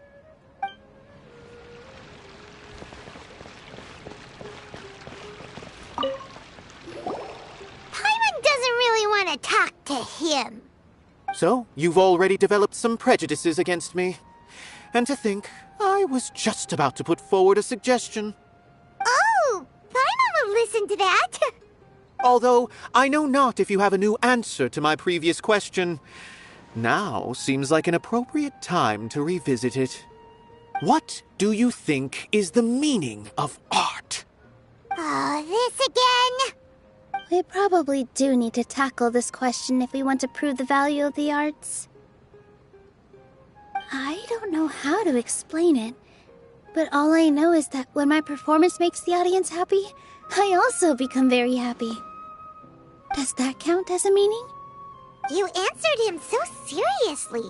Careful, Nilou. This guy's ramblings never make any sense. No. Nilou's answer far surpasses yours, and it is close to my own. The meaning of art comes not from its creators, but from its audience. In other words, only art that can be appreciated by others will impart its essence and value upon the minds of its audience. This is something that the academia can never understand. I once pursued the mastery of art, much like how a researcher would chase wisdom and knowledge. However, the more of a connoisseur I became, the less I felt I understood. I began to question what it truly meant for art to be understood at all. I knew that the most sophisticated works are often the least appreciated, and yet somehow that provided me with little solace. I remained even perplexed about this conundrum until I visited this theater and watched one of Nilu's performances. It was that life-changing? Everyone here had a joyous part in the overall experience. The actors upon the stage basked in the love of their audience, while those in the house immersed themselves in the wondrous ambiance. In all honesty, from a purely critical point of view, the performances here are exceedingly average. Hey, don't say something like that. But what bewildered me was how, despite the performance's middling quality, they captivated their whole audience. They captivated even me. I realized then that I had walked the wrong road. The mastery of art was never what I truly wanted. I left the so-called frontiers of artistic research and came to this theater, for this is where I can finally find what I seek. Art will no longer be a castle in the sky. Whether it be inspiring or entertaining, art must be appreciated by others to confer value. If art cannot accomplish that, then it is meaningless. When you put it that way... Mr. Zubair and I refused to follow the Academia's orders to change our shows for a similar reason. To put it simply, we were afraid that our shows would lose their meaning if people couldn't understand them. I once stood in the spotlight, but I relinquished fame and acclaim for the freedom I enjoy today. I care not for where my feet may take me next, but Nilu, you need to remember one thing. You already stand upon the finest stage there is, and that is a rare gift that should never be taken for granted. You cannot give it up, not even to the Academia. I understand. Thank you for your words of encouragement, Mr. Kasani. Dust the cobwebs away from the eyes of those scholars. You really seem to care a lot about the theater. Once you get to know him, you'll realize that he's actually a big softie at heart. He'll even help out with furniture repair and painting the stage.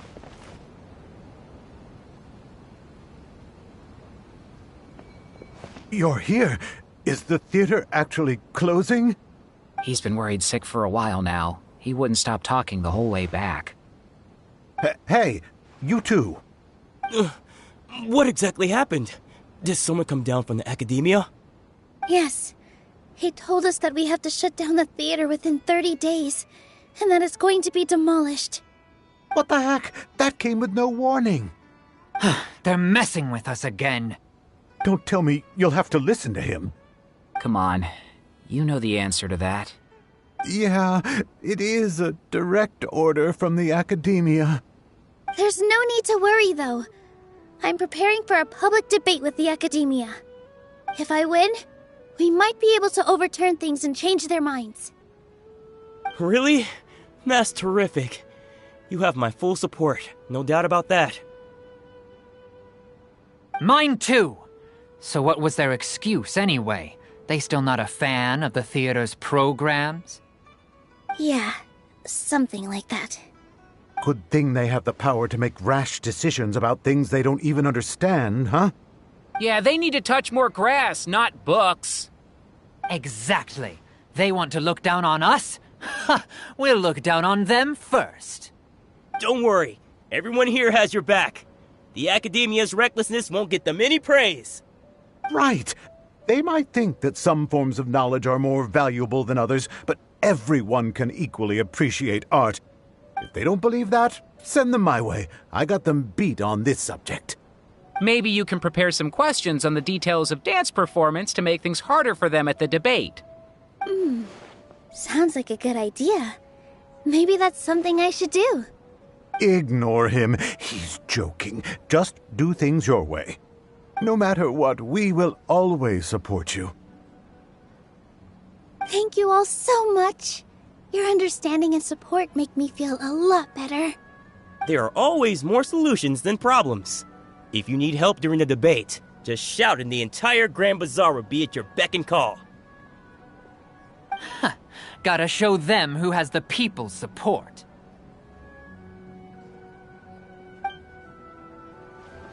I feel like the pieces are starting to fall into place. Let's head back to the theater and organize our thoughts. Sounds good! Abby, have you seen Miss Inaya? No, Miss Nilu. Miss Inaya isn't back yet. Wasn't she just passing on a message? Does she really need this much time?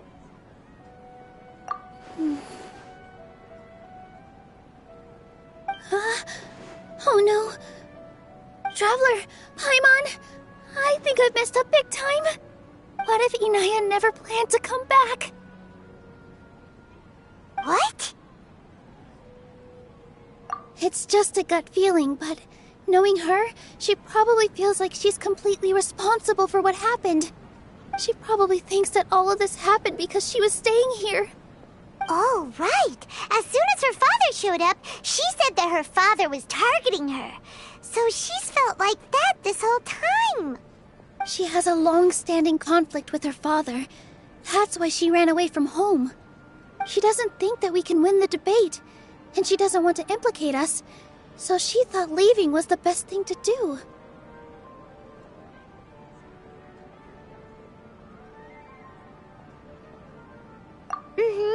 And then she just quietly left afterward.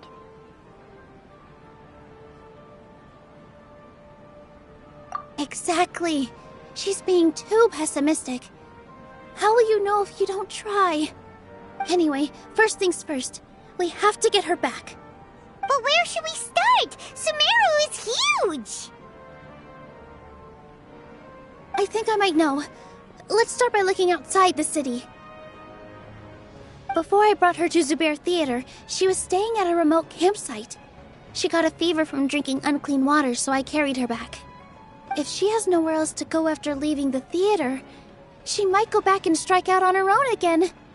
Then let's go take a look. Yes, let's hurry.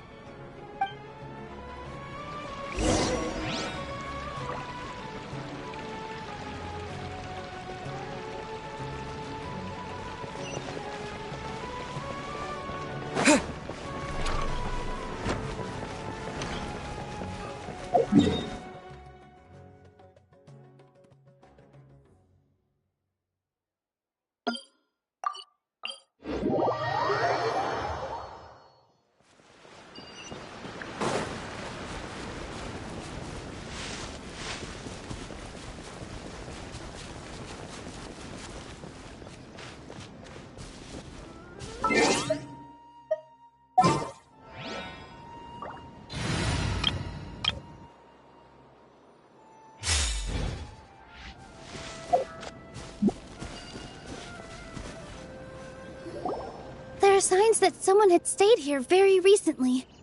But we can't confirm if it was Inaya or not. Let's take a look around first. Did you hear that? I heard it too. Let's investigate.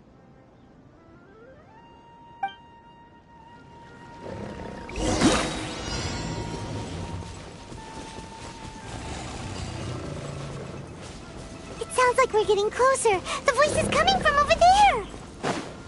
Yes, we're almost there.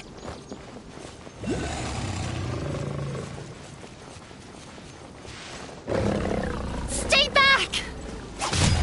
It's Inaya! She's being attacked by wild animals! Inaya, don't be scared! We're coming to help!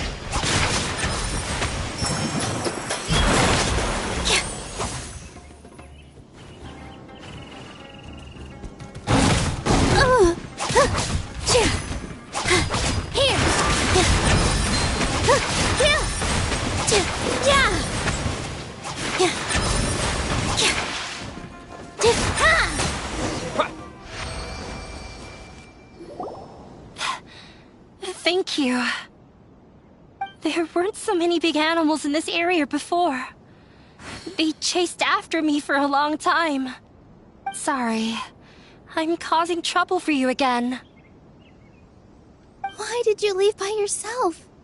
You really don't think we have a chance at winning the debate? No. I just thought it would take too much effort. Everything happened because of me. If I'm gone, then the situation will resolve itself. Yeah! Everyone's working together towards a happier ending. No one should be singled out for blame. It's all right if it's me. As long as the theater won't get demolished. You guys are the kindest people I've ever met. You shouldn't suffer so much because of me. Listen to me, Inaya. Even if you were the reason that all of this happened, no one would blame you. Mr. Zubair said that you're one of us, so that means we will protect you. No matter what happens, we'll stand as one.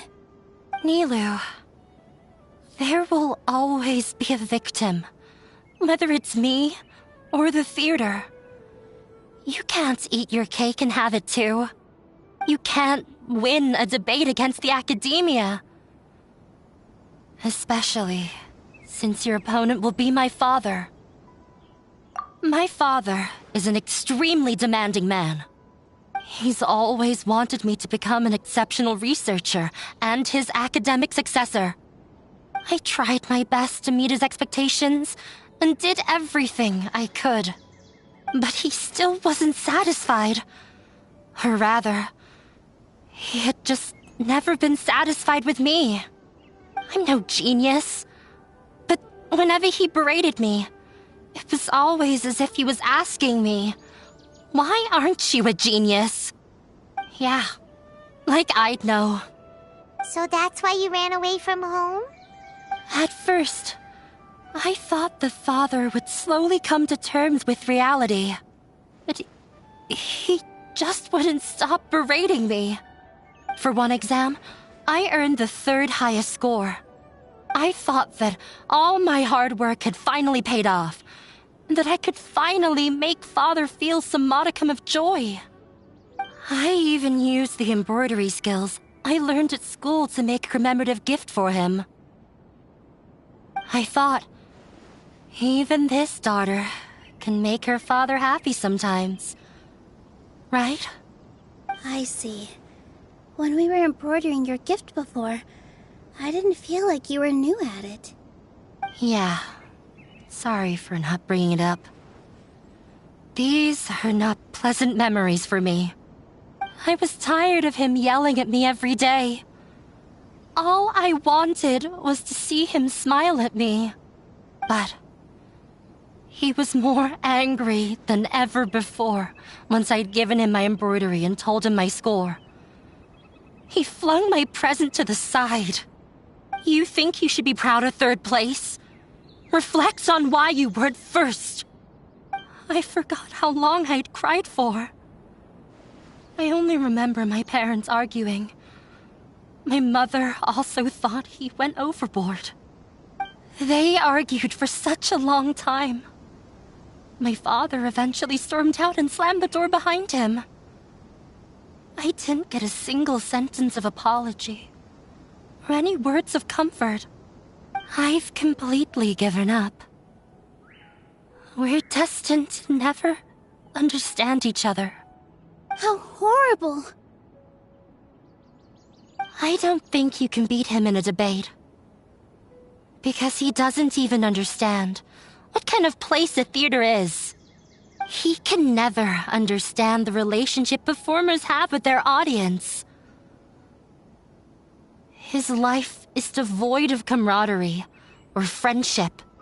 He just wants everything to happen according to his wishes, as if the world revolves around him. What we cherish, our little place in this world, means nothing to him.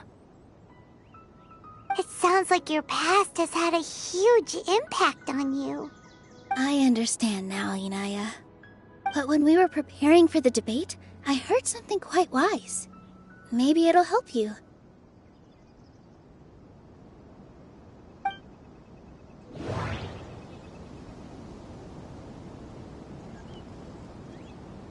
The most important thing about an experience is how you choose to interpret it.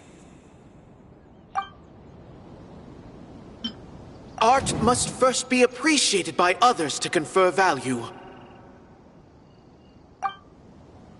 Mr. Zubair has been meticulously managing the theater. Everything checks out. Everyone is free to appreciate art. No form of art is inherently superior. Miss Raykar has gone through a lot in her life, but she told us that she's very happy to live at the theater now.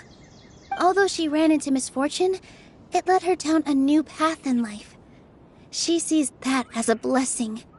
She told me that the most important thing about an experience is how you choose to interpret it. Interpret it? I can sympathize with your unhappiness at home, but after you ran away, you ended up at the theater and became one of us. Those unhappy experiences allowed you to really cherish your bonds with everyone, and also gave you the opportunity to become friends with us. Don't let your past suffering keep you from the new life that you've worked so hard to find. Oh. Let the past stay in the past.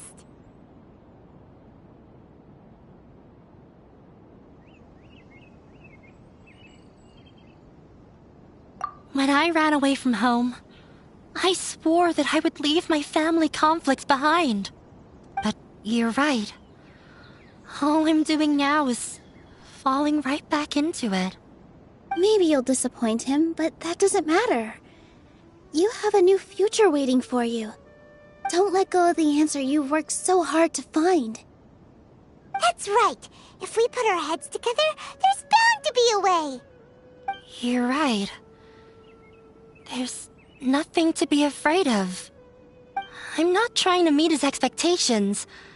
So why should I give up because of him? I can't afford to lose anything more. We have to win.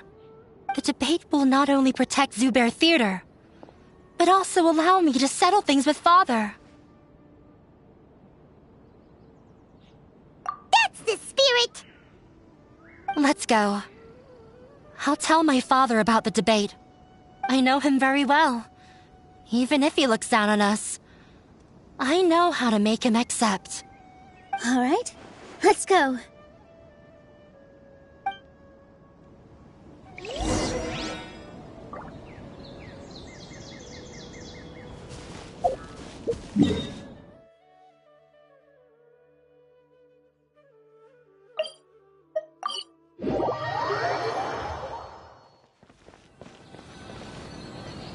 Well, I'm off to meet with him. Please wait here for me. Okay. Looking forward to your good news. That should be everything. The only thing left to do now is to wait until the debate. I'm not sure why, but I'm getting nervous again. You were great, Nilou! Your words won over Inaya! Talk like that during the debate, and you'll get an easy win! Thanks for that, Paimon. But I still feel like it'll be an uphill battle. I need to be calmer, cooler, and more collected. Yeah. I'm acting as everyone's representative, so I'll need to act brave, even if I won't feel like it. Huh? What's left? Huh? What a strange question. Isn't a theater just a theater? Why would it need to be anything else? Wait. You're not asking what the theater does, but what it is. Let me think. How can I put this?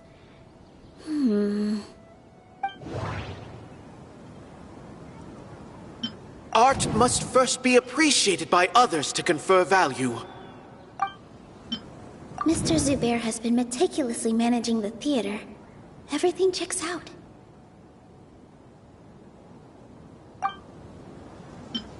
Everyone is free to appreciate art. No form of art is inherently superior.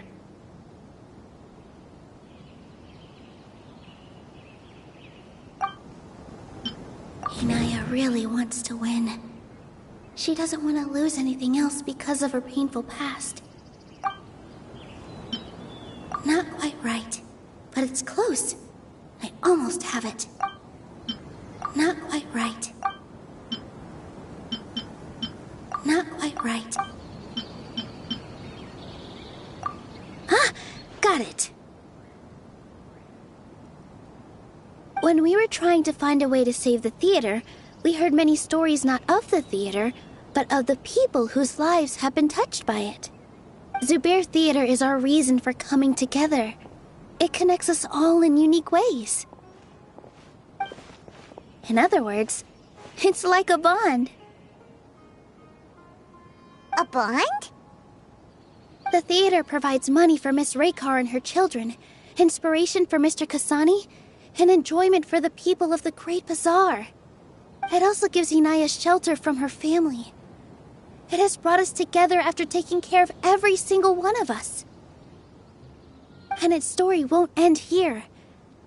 In the future, many more people will come to the theater and receive its blessing. And we'll all be there for them. Our warm, welcoming community will show them the same kindness we were shown in the past. Aside from the delivery of performances, isn't this another reason for Zubair Theater's continued existence? Yeah, that makes sense. We definitely felt that warmth during the preparations for the event. But Paimon doesn't see how this will help in the debate. Oh, gotcha! No matter how strong an opponent is, they'll have to go on the defensive if pressed on a weak point. I feel like that's another prong in our attack. Thank you so much. Paimon also feels a lot more relieved. Let's show him what we got!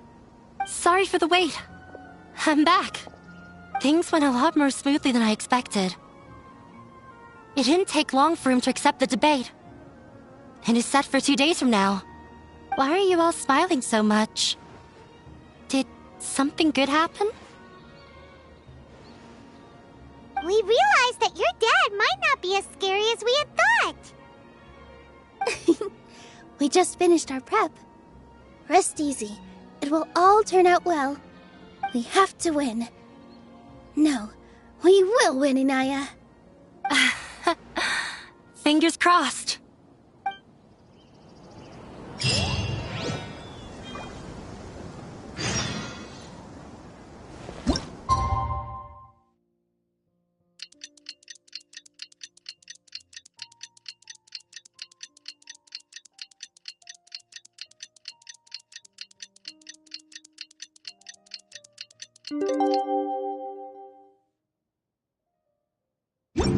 In the blink of an eye, it's already debate time!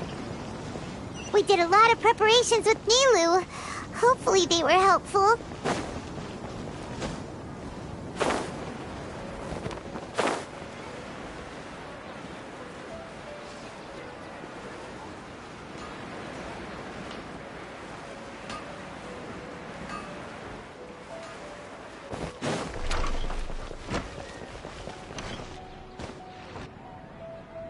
Hello and welcome, everyone. I am Safwan, a scholar from the Academia, and I will serve as this debate's adjudicator. I swear to judge both parties with the utmost wisdom and impartiality. I will neither interfere with the proceedings nor demonstrate bias. I ask for both parties to stand. May the Dendro Archon also serve as a witness to this duel of wits. Since you so desperately demand an explanation, I will expound on the Academia's stance. You may have misunderstood us from the outset and believe that the Academia is prejudiced against you. However, the truth is that the Academia wishes for every resident of Sumeru to be afforded opportunities to grow and cultivate their wisdom. Therefore, the works they consume should also possess enlightening qualities and intellectual value.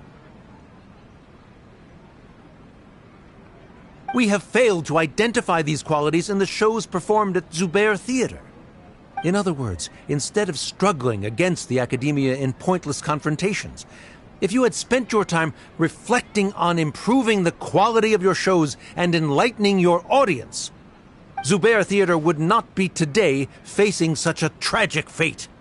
Aggressive from the get-go. He's really putting on the pressure. Can Nilu stand her ground? Calm down, Nilu. First, carefully analyze what he said.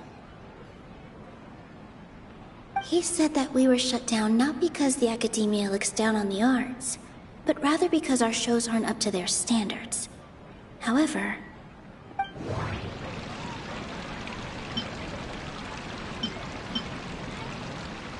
Mr. Zubair has been meticulously managing the theater. Everyone is free to appreciate art. No form of art is inherently In your eyes, our shows can't meet the academia's expectations. Shouldn't it be the audience who decides if a show is intellectual or enlightening? Why is someone from the academia judging that? Also, I believe that there is no such thing as a wiser or more enlightening performance. Art doesn't discriminate, and it appeals to all. Everyone has the right to appreciate art. Appreciation is but a primitive form of satisfaction. Guidance and enlightenment are necessary if we are to induce growth in the performers as well as the audience. This stance holds performers to a higher standard and encourages the development of the arts. If all performances are simple-minded, require little effort to comprehend, and lack any impetus for the betterment of society, then the people will not be able to develop a greater level of artistic understanding. Nurturing the populace's understanding requires a long and arduous process, and guiding this process is the academia's true goal. He changed the topic without batting an eye. Good thing I'm prepared. If I remember correctly, what I should say here is... The most important thing about an experience is how you choose to interpret it.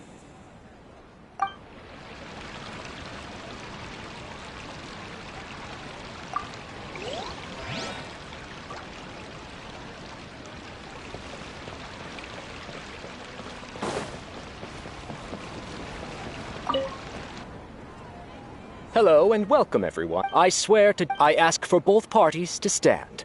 May the Dendro Archon also... Since you may have misunderstood. However, therefore, the work we have failed to... In other words, in Zubair Theater would not be today... Aggressive from the get-go. He's really putting on the pressure. Can Nilu stand her ground? Calm down, Nilu. First, carefully... He said that we were shut down not because... Mr. Zubair has been meticulously managing the theater. Everything checks out. Everyone is free to appreciate art. In your eyes, shouldn't it be the audience who decides if a show is intellectual or enlightening? Why is someone from... Also, art doesn't discriminate. Appreciation is but a... This stance holds... If all performances are nurturing the popular... He changed the topic without batting an eye. Good thing I'm prepared. If I remember correctly, what I should say here is...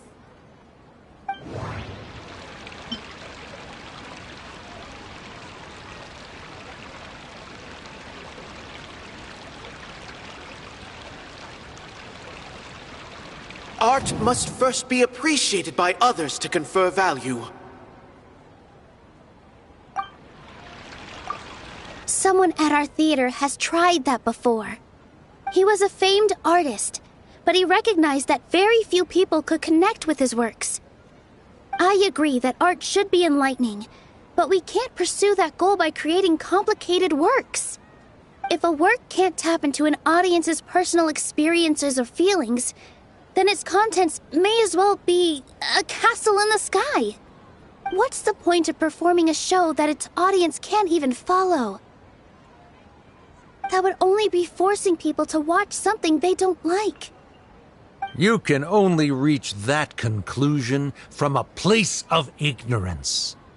In that case, before passing judgment, you should first become a better dancer than me. You tell them, Nilou. Looks like he's backed himself into a corner. As the party holding the burden of proof, Sharif has failed to provide sufficient support for his judgment of the quality of Zubair Theater's programs. Likewise, the definition that Nilou put forth is but her personal opinion. Neither party is the victor for this particular point of contention. Additionally, I must request that both parties exercise greater control on their emotions. Keep it up, Nilou! You're doing great! In that case, I shall speak of more concrete matters. The essence of this issue is that you have violated the law, so you must now pay the price for your transgression. This course of action is also completely procedurally sound. We have already contacted Zubair Theater multiple times regarding the theater's repertoire. However, you have consciously ignored our warnings, or perhaps your compliance was purely superficial.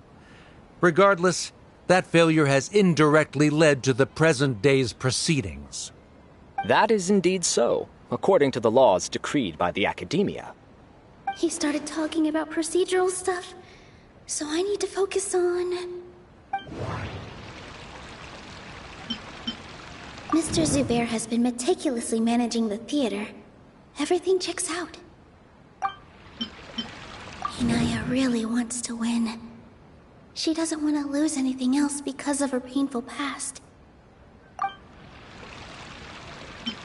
The theater carries everyone's feelings and serves as the bond that connects us all.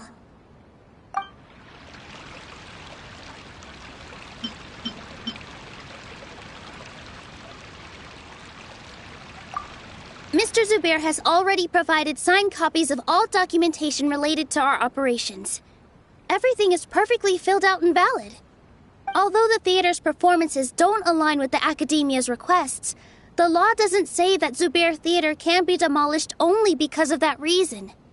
Demolition notices need to be provided in writing and made available to the public. Otherwise, the theater can continue to operate as long as its license is valid. Failing to follow these rules makes your stance procedurally unsound. Yeah!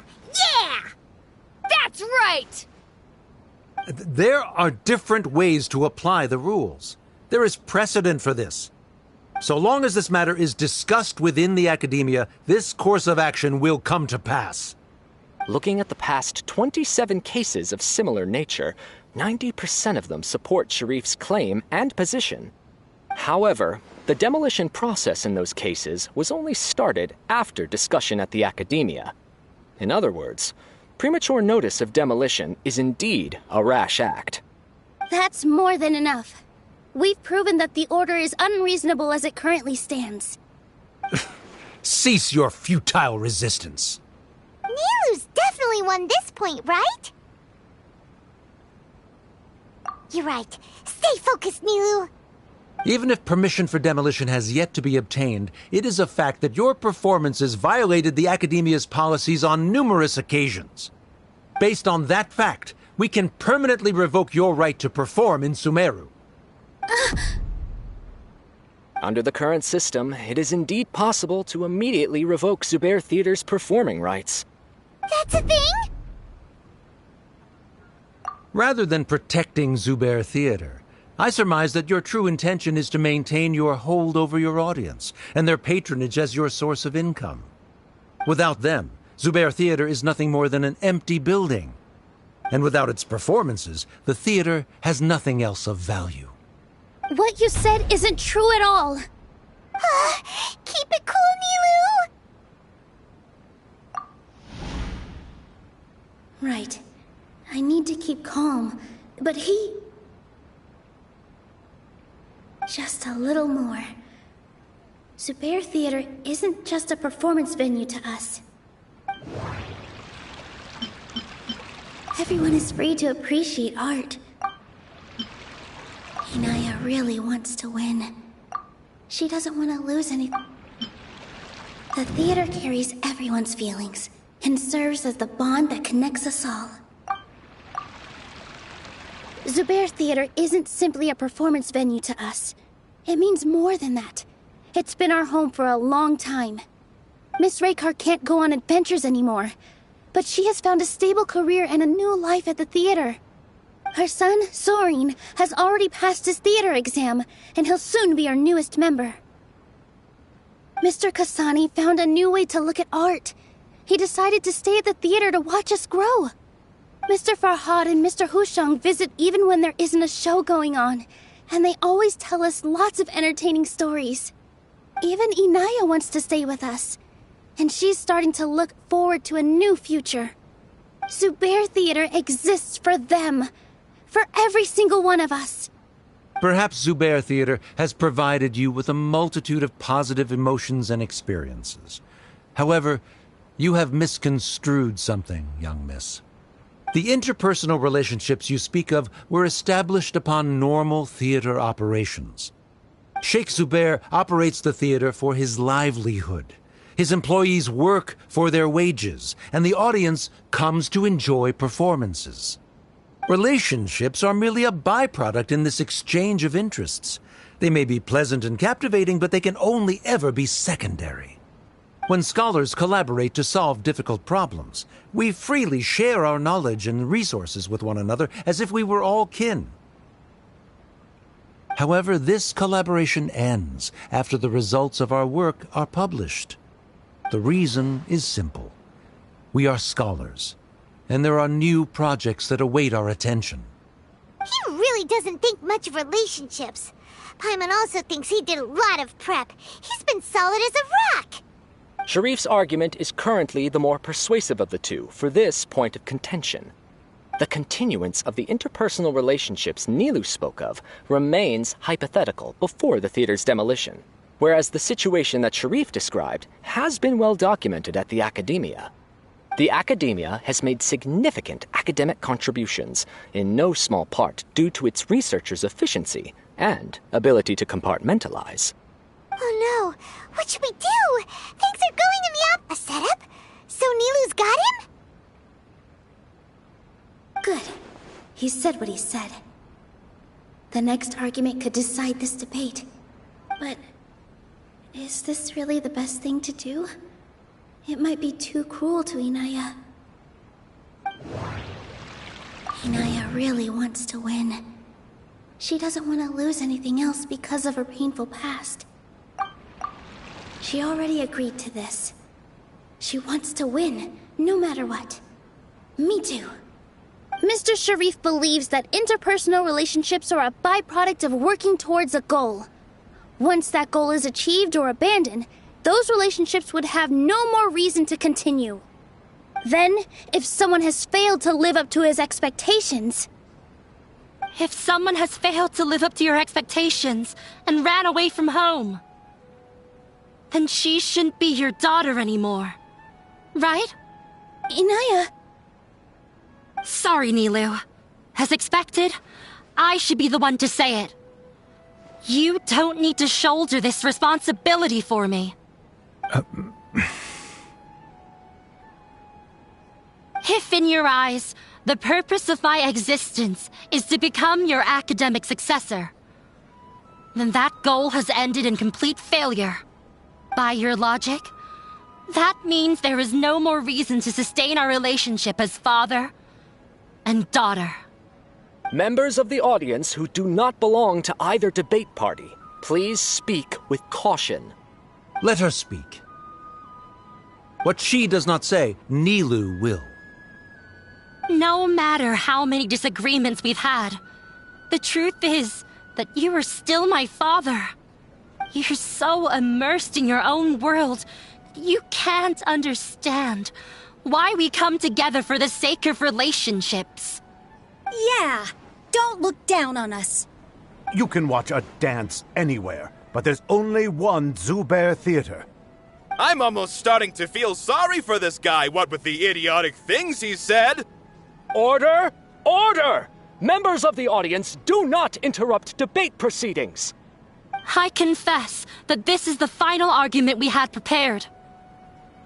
Disown me, and you will win the debate. But before that, Father, I have some final words to say. I've been doing some soul searching. Not about whether I should have run away from home, but whether there was any point to my personal rebellion against you. I kept trying to earn your approval, but I only disappointed you over and over. The truth is, I ran away from home as a means to vent my recurring frustrations.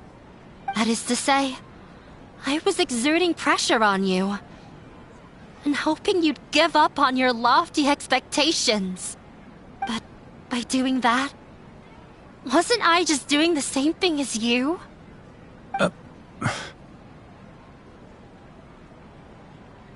I won't force my expectations upon you anymore.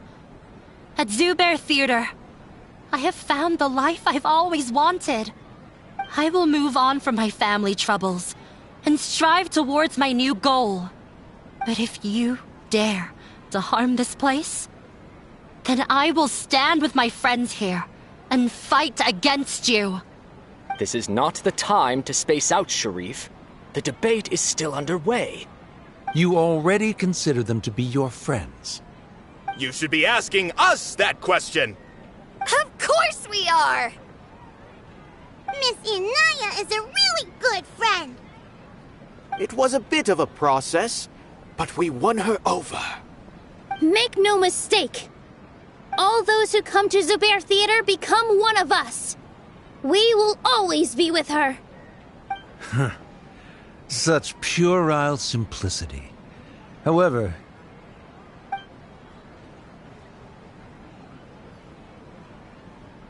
it is surprisingly a relief. Wait, what are you... never mind. They left? Does that mean we've won?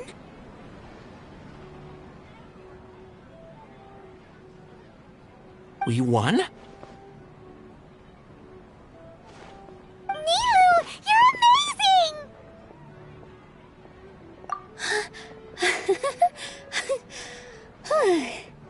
I relaxed for a moment and I feel a little faint. It looks like he still has a place for her in his heart. Terrific work, Nilu and Anaya. They likely won't cause any more trouble for us. Didn't know you could get so fierce. I have a lot of newfound respect for you two. This really took a lot out of me, though. I don't ever want to do this again. Both Miss Nilu and Miss Inaya were so cool! Should we throw a second round of celebrations?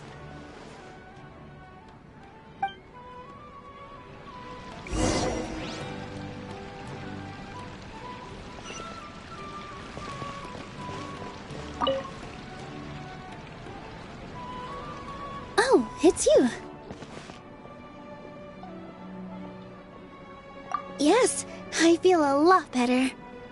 The more I think back on everything, the more surreal it all feels. I don't think I could repeat what I did a second time. Yes, and it's all thanks to you. I see. You mean how fate brought me to the theater, right? Then I'll have to tell you about my teacher who Mr. Zubair had mentioned. Mr. Zubair opened his theater when I was still a child. There was a beautiful dancer, and from the moment I saw her, I couldn't look away. I thought to myself, the gods must have blessed her with such talent. But later on, she would actually smile down at me and say, just the opposite, in fact. Yeah. She said, dance is an art born from toil. It isn't a gift from the gods, but a creation by our own hands. It is a beautiful thing born from our life experiences.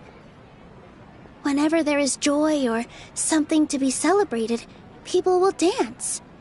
In other words, Any place where people can effortlessly begin a dance will for sure be filled with the blessings of everyone's happiness. She wasn't looking for flowers and applause. All she wanted was to see her audience smile. Right. The same as what Mr. Kasani believes. I was completely moved by what she had said, so I started taking dance lessons from her. And later on, I began to dance here in her stead. Before she retired, she told me, "For as long as you live, never forget what dance means to others." This is why Mr. Zubair and I never intended to listen to the academia.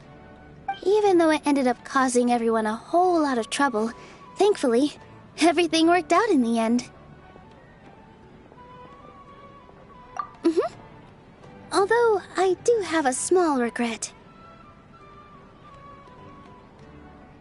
Yeah, even though she has already decided to stop fighting with her father, they never managed to have a real conversation with each other.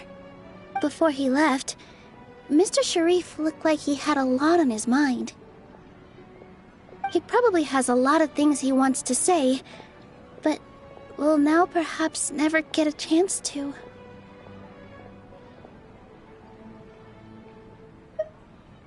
Yeah, but I still hope that things can change.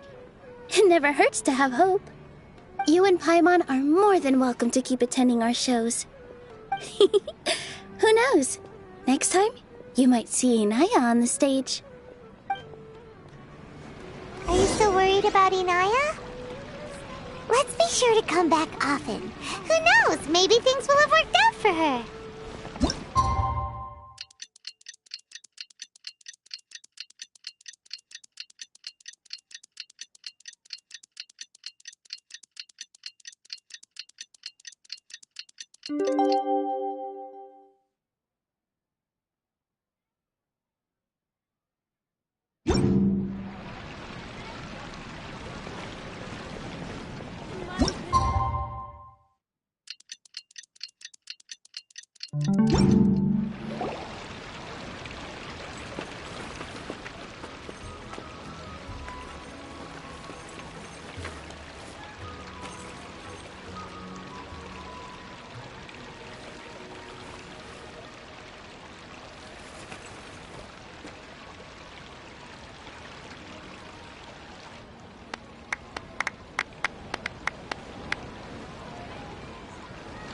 Everyone, I'd like to introduce you to our newest member, Inaya.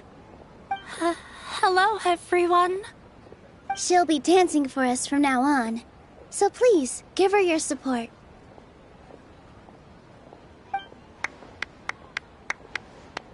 Inaya's taken her place on the stage! Oh, Paimon wonders how she'll look when she starts dancing. When you stop and think about it, happy endings like this sure aren't easy to come by. Nilou's efforts, everyone's wisdom, Inaya's determination.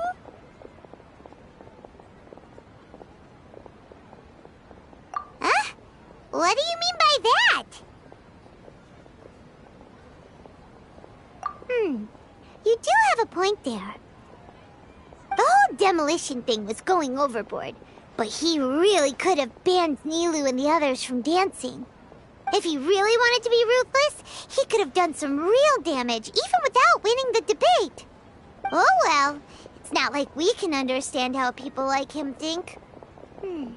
Let's focus on watching the performance.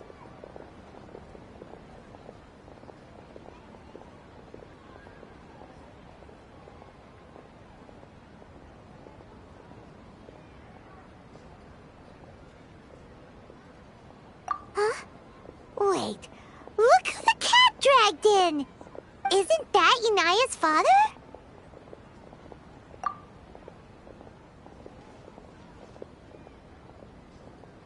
Oh, it's you two.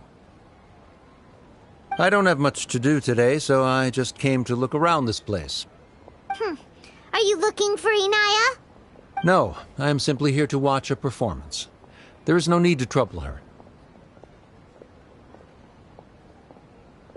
Well, I was for a time. My loss at the debate caused quite the loss of face for the academia, so there was a period of unrest. I used this opportunity to suggest that my superiors temporarily suspend me from duty. Otherwise, the rumors would probably persist for even longer. Suspended from duty?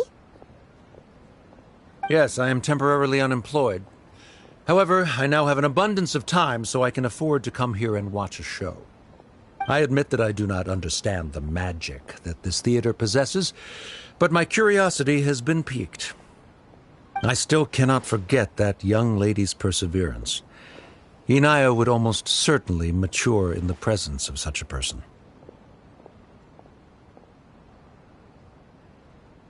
There are no parents who do not worry about their children. I suppose she managed to hit a weak spot of mine. Never mind. I do not have the right to say that. You're already here, so you might as well go see her. No, that is not necessary. I will take my leave after the show concludes. Do not tell her that I was here. Come on. Who knows if you'll get a chance like this again? But... Huh? You said you were going to make peace with your past. Show your father how much you've grown. Don't be nervous. Everyone at Zubair Theater has your back.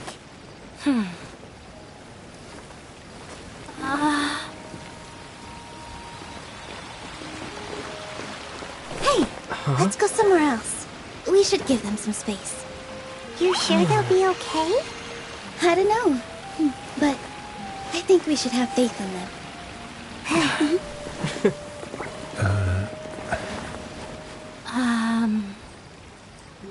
Yes, Inaya. I have something for you.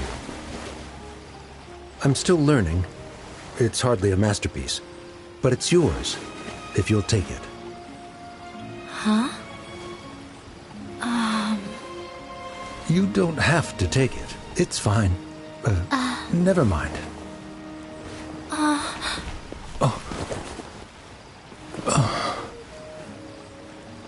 Let's have a heart-to-heart, Father. Like father, like daughter. They're both so awkward with their feelings.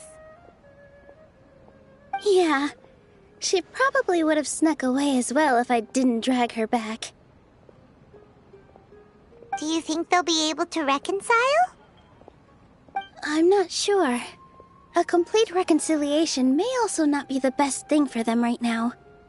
All those years of arguments and misunderstandings can't be settled overnight. It might be best if they continue to keep some distance for now. But no matter where their hearts and bodies may be, they will always be family. All I wish for them is to be able to one day tap into the warmth of that bond. Oh, by the way, everyone's really thankful to you for helping out with the debate. So, we made you a little something. Hope you'll like it. Isn't this Zubair Theater? Whoa! This is amazing! It's so detailed and polished! We've also never made anything this complicated before. Mr. Zubair and Mr. Kasani took charge of the design, while Inaya and I made all the little pieces with the help of others. Miss Rekar and Miss Nadia made and assembled the centerpiece. As adventurers, you two will doubtlessly travel to many more lands and see many more things. That's why we hope that your time at Zubair Theater will become a fond memory of your journey. You two are welcome back anytime. We'll come back and watch you dance whenever we get the chance. You're welcome. And there's no need to be so polite. You learned fast. Come on, take it. This is the story of you and me. It's a tale that I'll never, ever forget.